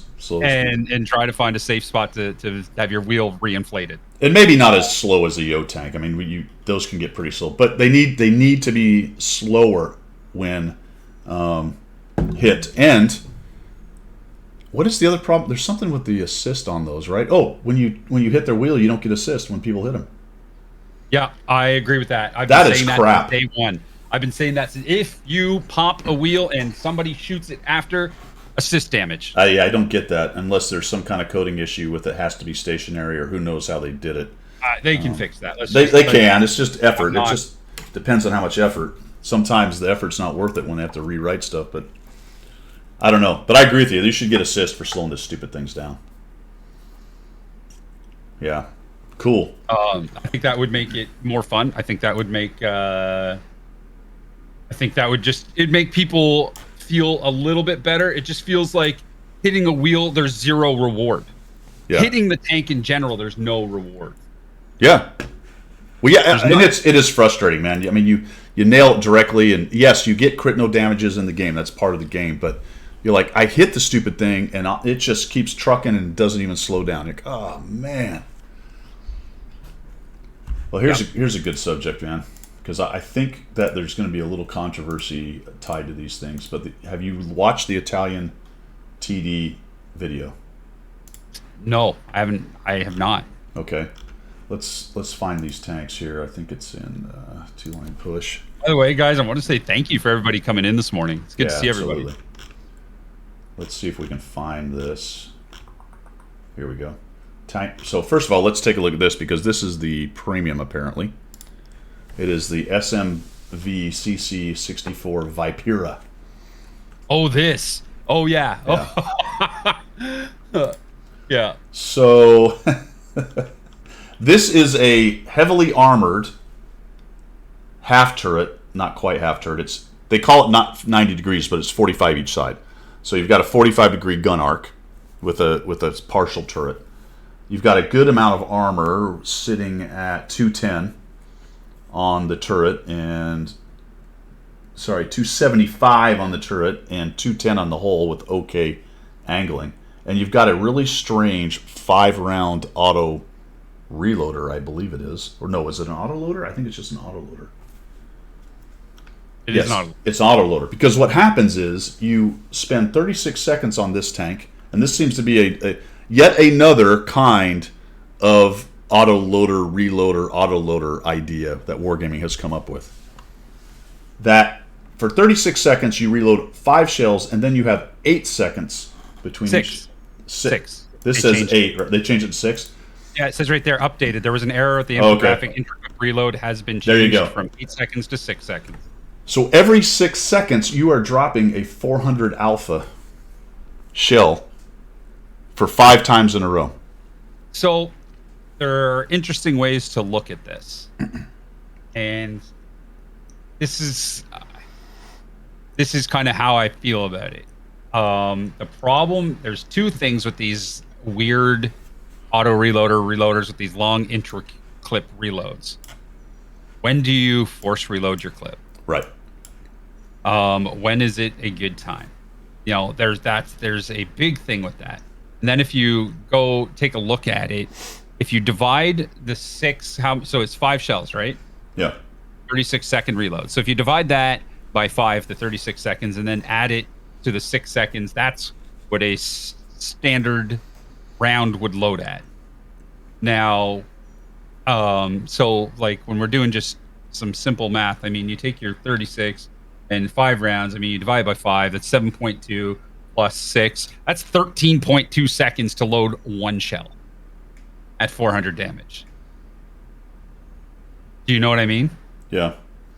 So when you're looking at it at that way, this is where force reloading your clip comes in super handy, because there are many times in a battle where you're in that lull of you have 3 shots in your clip. Do I reload it or do I not? Right. Am I going to get a shot? Do I have a reasonable expectation to get a couple important shots or whatever, or do I just go for it and get my reload? Because that's what saves the time with these Absolutely. reloaders. Right. Is knowing that. That's where you save on your reload time. Because if you were to have this as a cyclic, I can't remember. I'm cyclical. So bad with gun, it's a 13-second reload per shell. Right. That's long for 400 alpha. Yeah. When you have like a 268, for instance, at tier 10, that can load in 12.5 seconds. So here's the thing about this, and this is something I talk a lot about on the auto reloaders, although that's not what this is. But when you're dealing with one of these things, the question becomes, how long am I out of the fight for the reload, which the auto reloaders get rid of for the most part. And they do. Supposedly one of the weaknesses of an auto loader is that when it's down and reloading, it's vulnerable. Somewhere around 20 seconds, it basically makes no difference. I'm looking at you, Skoda T56. That thing is broken. It's never really out of the game. 36 seconds is relatively long, but because it's backed up by the idea that you have 5 shells for 400, unless somebody's paying really, really close attention to you, they're never going to have a great, not never, rarely will they have a great idea where you stand on your reload. Yep. And because 36 seconds is long but not that long, this thing will always be a threat. It will be very difficult to know that this thing is no longer a threat. And that's supposedly a balancing factor for an autoloader. But in the video, Wargaming makes a point of saying, we're going to make this thing set up mechanics-wise that they'll never know whether you have 5 or not. And I'm like, that is just not a good idea. It just isn't a good idea. They're trying to make it. Yeah, I agree with that. It's a little underhanded. The problem with the Skoda T56, and people may hate me for this. It is a very unbalanced. 100%. I mean, it's overpowered. I'm going to be honest. Like, look at the tank curves. Yeah, look at the tank curves. It's crazy. Yeah. Hey, Mr. Talika, good to see you, brother. Atsa makes a good point. These are still in development, and they haven't been. They'll be changed a lot. But I can almost guarantee you that this thing will come out in a overtuned state, because that is what they do. Yeah, they need to be careful, man. They really do. Right now, Skoda T56, I love the tank. It's a lot of fun. But at the same time, I know it's unbalanced. Right. You know, just like the new premium, the Shit Pack 100. That's what I call it. Shit Pack, because that thing feels broken to me as well. I'm gonna go out. I'm gonna go out on a limb on that. My call is it's going to be good, but not in the, say, top 5 or so. I don't know, man. I think it's going to really depend on the player. Well, that's why I'm saying that. I think it's too much reliant on skill to be used well. Like, it's not a Skoda that also has some armor that will forgive mistakes. Yeah, that's true. It doesn't forgive mistakes. It's wrecked by HE. Yeah. Just like the Scorpion G. Yeah. I mean, it's the same kind of deal. And we have to be careful with CCs, especially the very good CCs, because they'll do a video and they'll say, you know, oh, it's broken, it's amazing, look at this damage I can do. I'm like, well, yeah, for you. Go watch, like, my best advice is watch somebody who's slightly better than average to watch these tanks. Like, me, right now, when I play it, I'm averaging only about 2,000 damage per game in it. That's kind of where I'm at in it. I can do better. I can also die instantly if you're spotted in the wrong spot. You know, there's some fun things with it. It's a very interesting tank. Yeah. This one we're looking at, the Vipera, I don't know, man. I don't know. I don't know yet. It's so weird to me to... I think there's a large amount of power, though, to the fact that you go to the front, you have the armor to be there, you have the -10 gun depression to do the whole down thing. You have a good turret to play turret games, and every 6 seconds you can drop 400 alpha for 5 shells in a row. That is enough to turn a flank pretty immediately. So the issue I have with it, and I'm going to be very real, that's 2,000 damage. Okay? Yeah. Average. So if somebody's used their repair kit and you track them, they're dead. Yeah. You're done. They're done. It's GG for them. They'll hit you twice in the return of it. You know. But let's say you're going on Live Oaks or whatever it is, and you're going to the ravine, right? They're going tracks, and you're going to the ravine. You're playing hold down. And you run into this dude, and you know he's got 5 shells, and you're trying to play the peek poke game with this guy. You know what I'm saying? He shoots one and he backs off, because that's how the game's played. You rarely, no one's going to drive out. No one. Very rarely will someone drive out and shoot all 5 shells with this thing in a row in 6 seconds, 6 seconds. But he might, in terms of peeky pokey, back and forth, boom, back and forth, boom. Boom. You know exactly, definitely moving your tank. You don't just sit there and wait. Right. I'm just going to answer a question in chat really quick. Somebody asked, Mr. Talca says, suggested loadout for the ship pack. I use rammer, improved aiming, and either turbo or optics. Did you buy it? No, I've played it extensively on the Sheriff. press account. Oh, press. Okay, there you go. Yeah, I put 11 battles on mine on sheriff, and I liked it. It was fine. That's how I'd run it. 100% is rammer, improved aiming, and the optics or turbo. Right. Yep. There you go. Appreciate that. Hagburger, how are you? Welcome. Diablo, it's not letting you upload replays. Oh, that's odd. Interesting. You probably just send it to me direct if you want. That's fine. Just let's see. Cliffy says he did it without issue, so you might be able to upload that. Awesome. I'll say, so let's go to the rest of these tanks. That's the premium, apparently. That's the scuttlebutt. That thing will be the premium. So I would expect a Battle Pass marathon thing, or Battle Marathon the armor model on it. I'll have to take a look later. I Yep. want to see what the armor modeling is going to look like. I mean, let's just be... I wonder, is that existing?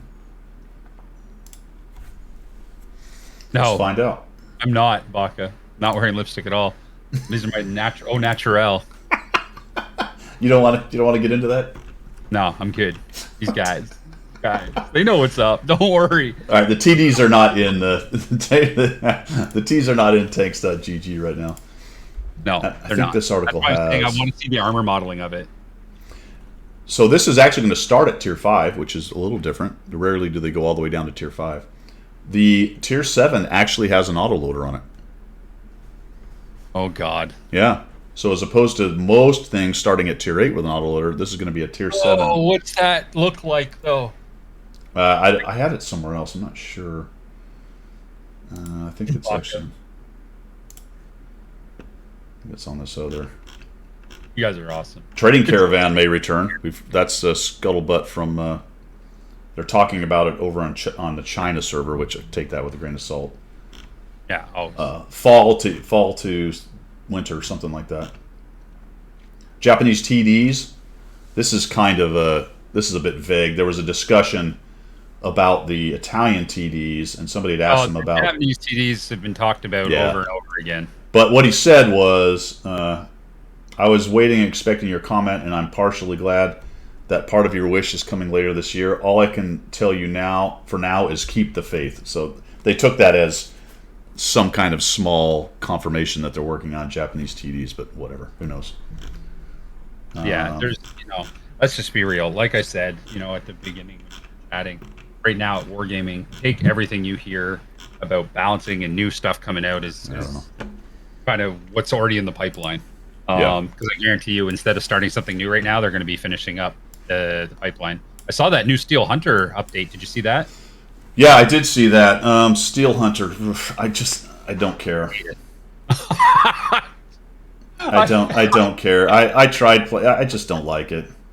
Right there with you. I don't like it either. I mean, at least they did. I think they folded Battle Pass points in it the last time, at least, maybe the last couple times. So that's good. You can get Battle Pass points in Steel Hunter. Like I said, as long as they're rewarding the game modes with the current grind, I'm happy with that. But some people may like it. Me personally, streaming, if somebody sees my name, I find I get focused a lot. It's kind of ridiculous. I had one guy literally charge across the map, and he sent me a message after the game saying, "I came to find you." I was like, "Oh my goodness!" Great, thanks for that. It's like, it's fine. I get it. I understand. It's kind of funny, but I'm gonna be honest. Some of the game modes are phenomenal. I like the Frontline coming back with tier 8 only. Well, that's World of Tanks. Frontline is World of Tanks. It's the same mechanics. It's the tanks you own. It's the tanks. It's the concept. It's the it's a bigger map. It's got different goals to some extent. But Steel Hunter, I don't get it. Yeah, it doesn't match. It doesn't make sense to me. Right, it's not World of Tanks. It's a totally different game.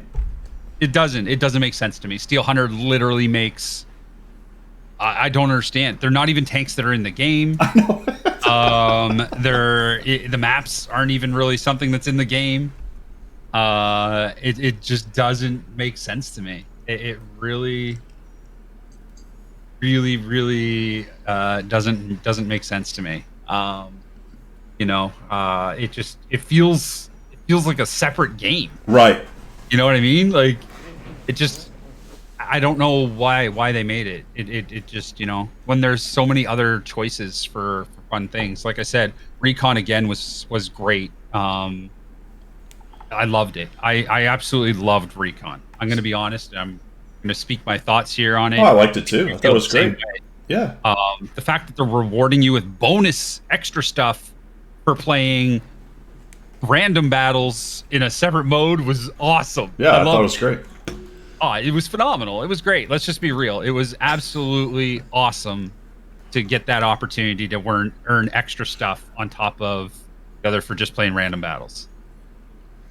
Yeah, or what those games you parachute in. I'm with you. I'm with you, man. Diablo, but for real, I know this is a bit off topic, but I have very strong opinions on the TVP. It's one of the most broken tanks ever put in the game. It can be a medium, a TD, even a light tank. HE rounds are insane. A tank can do just about everything you want. We'll see, Diablo. I think that's a pretty common sentiment. I tend to be contrary with a lot of stuff. That doesn't mean I'm right necessarily. When I saw this tank and played it, I just don't see that. For someone of your skill, potentially, that may be very true, and we may find in 6 months that it's just kind of running roughshod over everything. But I don't personally think so. But we'll see. I've been wrong before. Here's a great one. I like this comment up here. So you were talking about getting YOLO'd.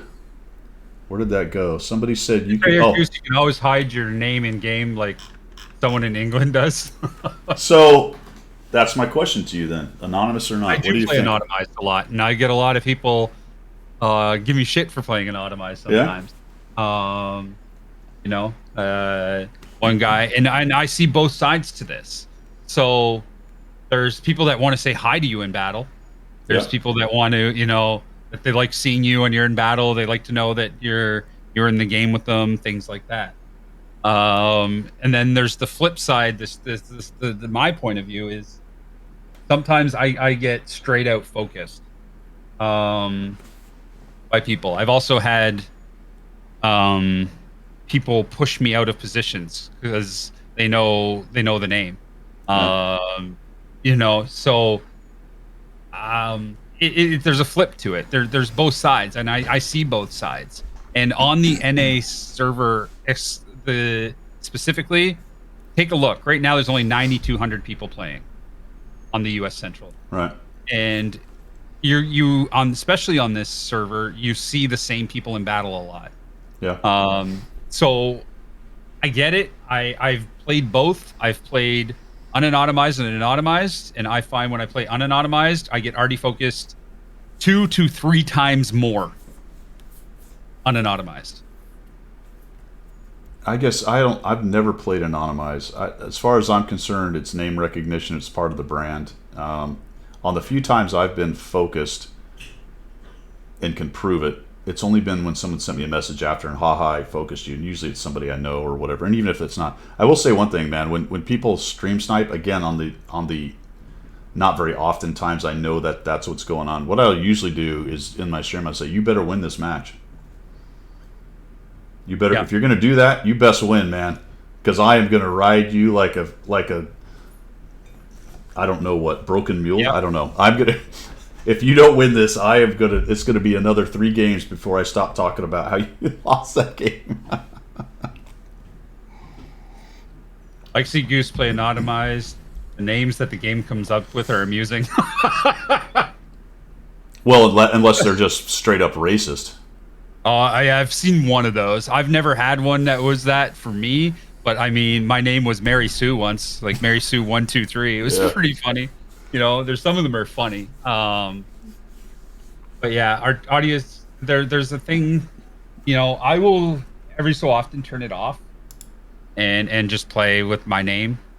And like I said, it's very interesting what happens. I just notice it almost. I won't say immediately, but after 2 or 3 battles, it's just like, oh my goodness. And then I turn it back on and it's like, oh, you know what I mean?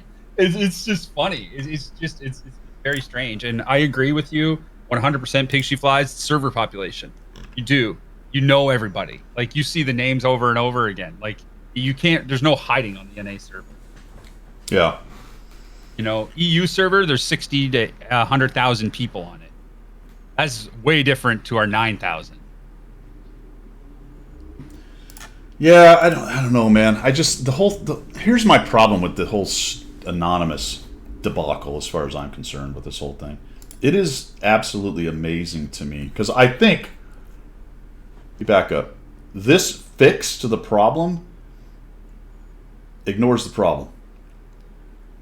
Wargaming, a giant gaming company, has actually changed their own client, their game, in order to accommodate a third-party piece of software that's causing their game issues. Oh God, I don't even want to get started. That blows my mind. Why they didn't just let people block XVM, and now you don't have to anonymize. Your stats just aren't there. Now that's a slightly different subject to I don't want my name recognition. At which point, I'm gonna be honest with you, and you're probably not gonna like what I'm gonna say right here, but I'll say it anyway. I don't think a good player has any right or need, I guess that's not a great word. I'll think of a better word, to anonymize. I don't. It is kind of two different subjects here. I mean, there are people. Quickie Baby did a video and got crapped on, which I actually agreed with his point on anonymous when he said, and I know people didn't like what he said, but I was like, hey, I'm kind of with him right there. What he said, and people took it as being very arrogant, but he was just spitting facts as far as I'm concerned. He said there are a few players who are so well known that they do get constantly harassed, and I would expect him, Skill, and some others that are so at the high end, and you're going to be much higher than me because you're more well-known than I am in terms of streaming and stuff. That may be anonymous capability. But what we've done is we've done this blanket, everybody can do it, be anonymous, when really the only real harassment was against a few very good players, name recognition-wise, and you can throw clans on there a little bit as well. All they had to do... All they had to do is block XVM. Let people block XVM. I agree 1,000%. I dislike XVM. I dislike it. The stats piece is what we're talking about. Yeah, I like the mods. I like some of the mods. All the creature comforts, a lot of them are good. Yeah, the aiming reticles, changing that, giving that customization, fine. Yeah. But the stat piece to see in a color of who's Unicum, who's Super Unicum, who's blue, who's green, it changes. The problem with the third-party software of XVM is it changes how people play the game. Sure. It changes it. This person went to this flank. Normally, I would come to this flank, but I'm not going there because this person's here. Or the people seek a piece of water because, golly, it tells me I have a 47% chance to win. I hate these teams. I got a 20% chance to win this battle. I'm going to go and just drown myself. Right. And they say it right at the beginning of the game. I'm like, I just shake my head. I'm like, you can't go by that anymore because the people who are anonymized, it can't factor them in. So ignore that. Like, it doesn't make sense to me. Like, why would you do that? It just changes the way the game gets played. Nobody goes to where they're supposed to because there's 3 purple players and our team's got that platoon is matched up against 3 red players, and then people just play the game all willy-nilly. Take that out. Get rid of that. That stat piece, and have it. If you really want to change everything, what you can do, and if you're going to anonymize anything, get rid of XVM. So then you don't need the anonymizer for that. But if you still want to anonymize, the only thing it anonymizes or takes away is your clan name. Right. I would agree with that. If you're going to do it, keep your name. Yeah. It's fine. Who cares? Your name is your name. But get rid of your clan after it because you see Mahu, you see Buck T, you see Cracked. They're good players. You just know. So if you allow people to anonymize just their clan name and take away the XVM stat piece, it's fine. I'm good with it. Yeah, I think. And it changes. So the other part of that. You can look after the game and be like, oh, that's why that guy did this. Yeah. Like, you know what I mean? You still play the game in a normal fashion. The other part of that for me is I think a lot of people are full of crap when they think they're getting focused all the time. I think good players get focused by some things because they're in good player spots. Yeah, you know what I'm saying? Because is brutal. I'm going to be honest. When I was not new, but when I wasn't as good of a player as I am now, I'm not saying I'm good. I'm just saying when I was newer, um, I when I played Artie, I would look. I used to have XVM. I turned it off about 2 years ago and never looked at it again. I would look for the purple player as an artillery player and literally just shoot them because I knew if I took them out of the game, our team would have a better chance of winning. Well, so let's explore that a little bit. Yes. Right? I mean, you work to become a better player. Why are you cry-assing that people are out to get you? See, if my competitive side says bring it. Yeah, You know what I'm saying? here, but get rid of XVM and then your Artie player isn't like when No, there's three yeah, Arties yeah, and three Arties see a purple player and all three of them just shoot that poor guy the entire game. yeah. You know, that's why I think if they get rid of the stat piece of XVM, it's better. I think it's good for everybody. Guardians of the Slow Lane's in the house, man. How you doing? And for free. What's up, guys? Guardians, yeah, wow, good to see everybody today, man. Yeah, man. Good crowd in here today. Yeah, so that I think that discussion is just fraught with a lot of different things going on. I just don't like the way they did it. I guess at the end of the day, I just really wish they'd have blocked XVM and told people to go pound sand on hiding their names. So That's kind of where I am. I mean, I know that's probably an unpopular opinion, and I think what happens when you say that there's a lot of players who are better than me go, well, you don't know what they're talking about because you don't get focused. I'm like, okay, well, I don't think you do either. Yes, the Artie thing, I'm with you. I got it. And maybe it's occasionally that happens. But I will tell you this. On the very few times that I felt like we usually won.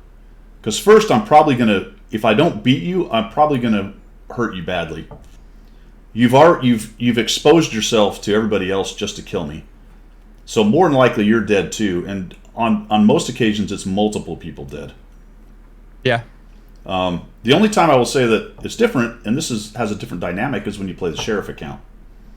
oh my goodness. Because there's 250 gold, and they don't care if they lose. That's a whole. I play the sheriff every single Saturday, so I have about 4,000 battles on my sheriff account. I have a very good sample size, and I have seen some of the most wacky shit happen to me in my sheriff account. I was on a cliff. I was on the bottom of a cliff once, and 3 enemy tanks drove off the cliff to get me or try to get me. 3. People were watching this, and I was just like, "What is even happening?" It was on Mannerheim Line. It was the snow map. Was Mannerheim snow? Yeah, it's the snow map. And I was coming in the dip below the TD hill, and they were up there, and they just kept driving off the cliff to try to get me. I was like, "What on earth?" Like 3 of them literally crashed and killed themselves to try to kill me.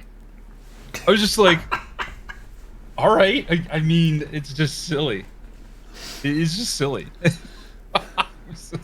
Going slightly back to XVM. You know the 3 mark mods where you can track 3 or 4 or 5 different streamers and track their marking and whatnot. I didn't know that was a thing. Okay. Yeah, there's a thing where you can kind of track like skill and a couple of the others. Do you remember about? It might have been 2 years ago now, where people were saying when I play against skill, I'm getting like a 2-second delay or whatever. Something's messing with my game when I'm trying to play with him in the game. And that was actually true because it was reaching back to the API to grab stuff, and there was I can't remember exactly what had happened, but it was not finding the data it needed. So the client and the mod were slowing down that person's game. Interfering with it, and I thought that was really interesting. I did a video on it. It shows a capability, but nobody ever really talked about that, and I found that to be fascinating. Actually, Skill didn't do that on purpose. That is not what I'm saying. What I'm talking about. No, he had nothing to do with it. No. What I'm talking about is a capability, because you have voluntarily downloaded a mod that then is doing some things in the background. And when it broke, because it wasn't set up right, it slowed down your client. and that is kind of it's like a backwards reverse. Like a light switch, man, from back in the day. Right. And it wasn't done necessarily on purpose, but it did show a capability. I mean, you could. Of course, there's always going to be, and it's super unfortunate, man. Yeah. Whenever you play a competitive game, you run into that stuff. But say I was Joe. I hate it. Yeah. Say I was Joe Shit the Ragman, and I'm trying to, and I'm making the mod, and I just slip in that code with my name in it, and then break the connection so that it gets confused a little bit. Now that is really reaching, but again, it shows a capability, which I thought was very, very interesting. Weird. And it got ignored. It just got ignored, and I know Skill was pissed, and I would be too. And it got fixed, so I don't think it necessarily would happen again, but it can. It can happen. That's what's interesting. That it was able to happen in the first place, right? So it's a really interesting little kind of backdoor laggy thing. Now you would have to get people to download your mod, and then you would be going through a lot of rigmarole to make this happen, but it does work. Yeah, who knows if it even still works? That's the thing, and that's what it comes down to. Well, it would work the exact same way if you could then delay get it confused and delay it. So if you think about the coding and all that stuff that can happen in these games. Yeah, it's pretty cool.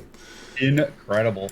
Well, hey, man, I've had you on for 2 hours. I know you probably want to go get some real sleep or even hang out with the family. I don't know why you'd want to do that, but maybe. Yeah, it's 11 a.m. now for me, so my day is well underway. Excellent. Love it. Thank you. So give us a few last words on what is. You got the USO thing coming, so we know that's next weekend, right? Oh yeah. Oh, that's a subject I wanted to talk about. What else is next weekend, Goose? Next weekend? What else happens? Is it next weekend? Hold on, I think it is. No, it's the weekend after.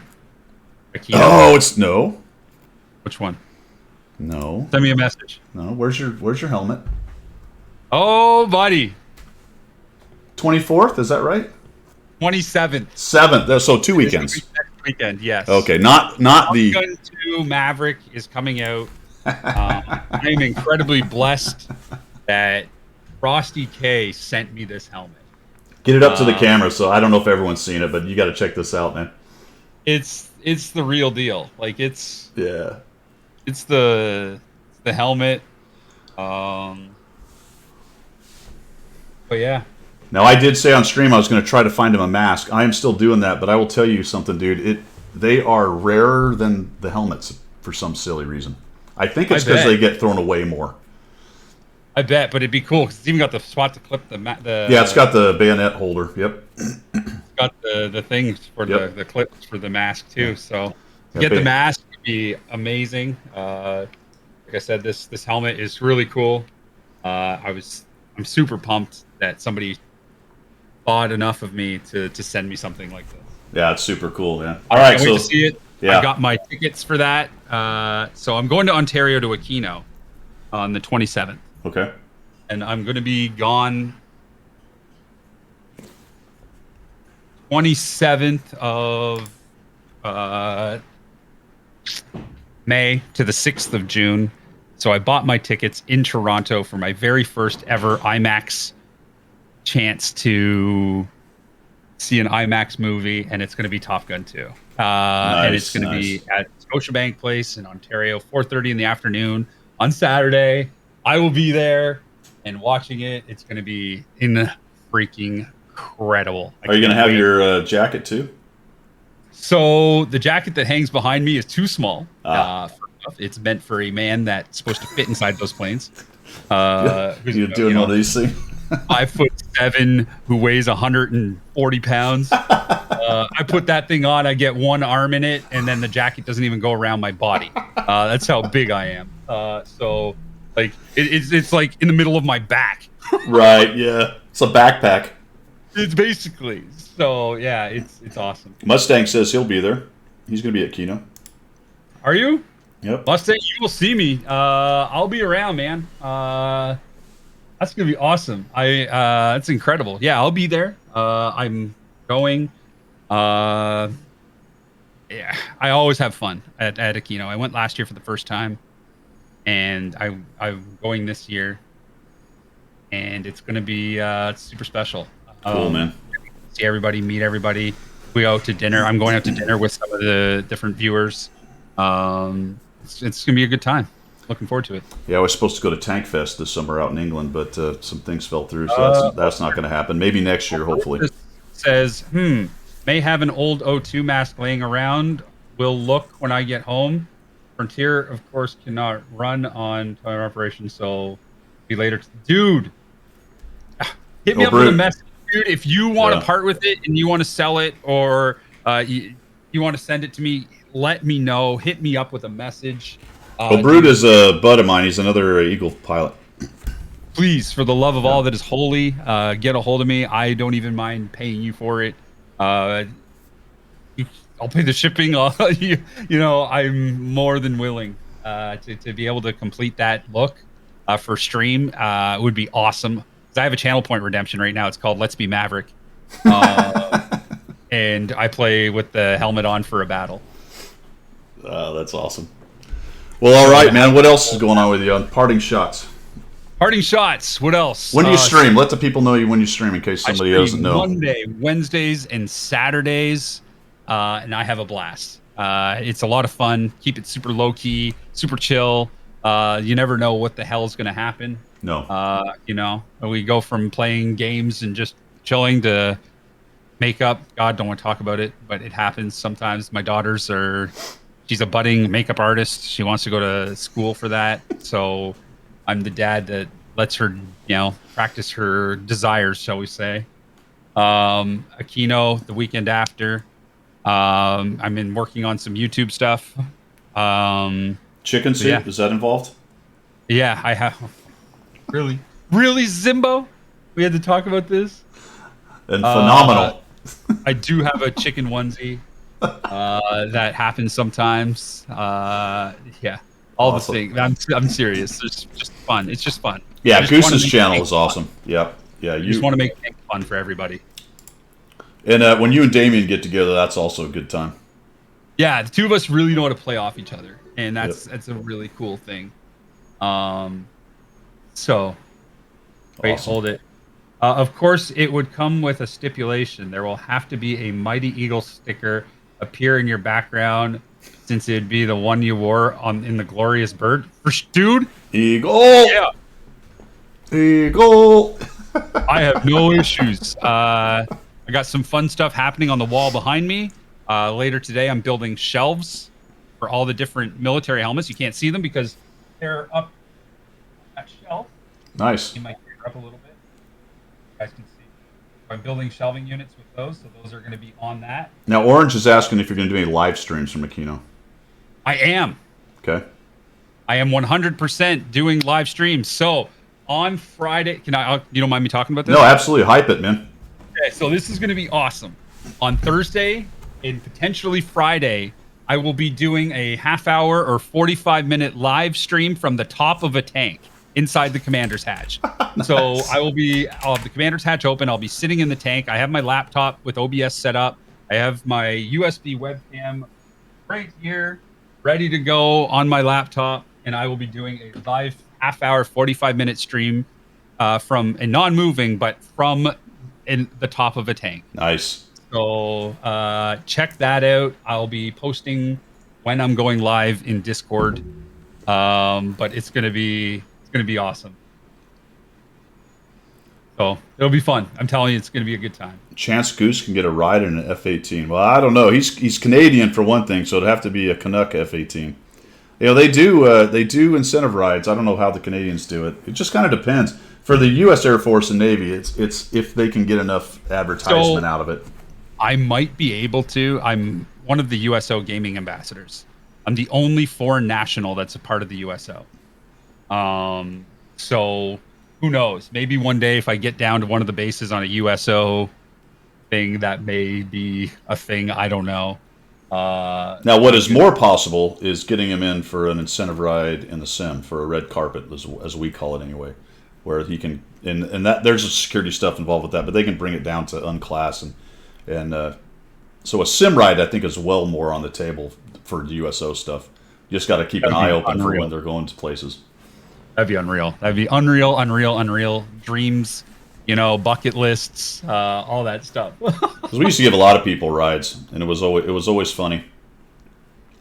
It was Oh always man, funny. can you imagine just seeing them retch when they get out? Just like, oh, I've seen them retch. Yes, I've seen them retch in the back while I was flying. I've seen them retch on the ground. I've seen them get pulled out of the cockpit physically cool. by the maintainers because they couldn't quite get out of the cockpit. I've seen incentive riders lay on a couch for 8 hours, unable to get up. You must laugh. You must just laugh and find that. I had a friend. I had a friend. Well, I still have that friend. But when we were both flying, he would get incentive riders and he would break them. And one time we're in the bar. I'm like, dude, why are you so aggressive with them? And you know what? He's like, if they want to taste of tactical aviation, that's what they get.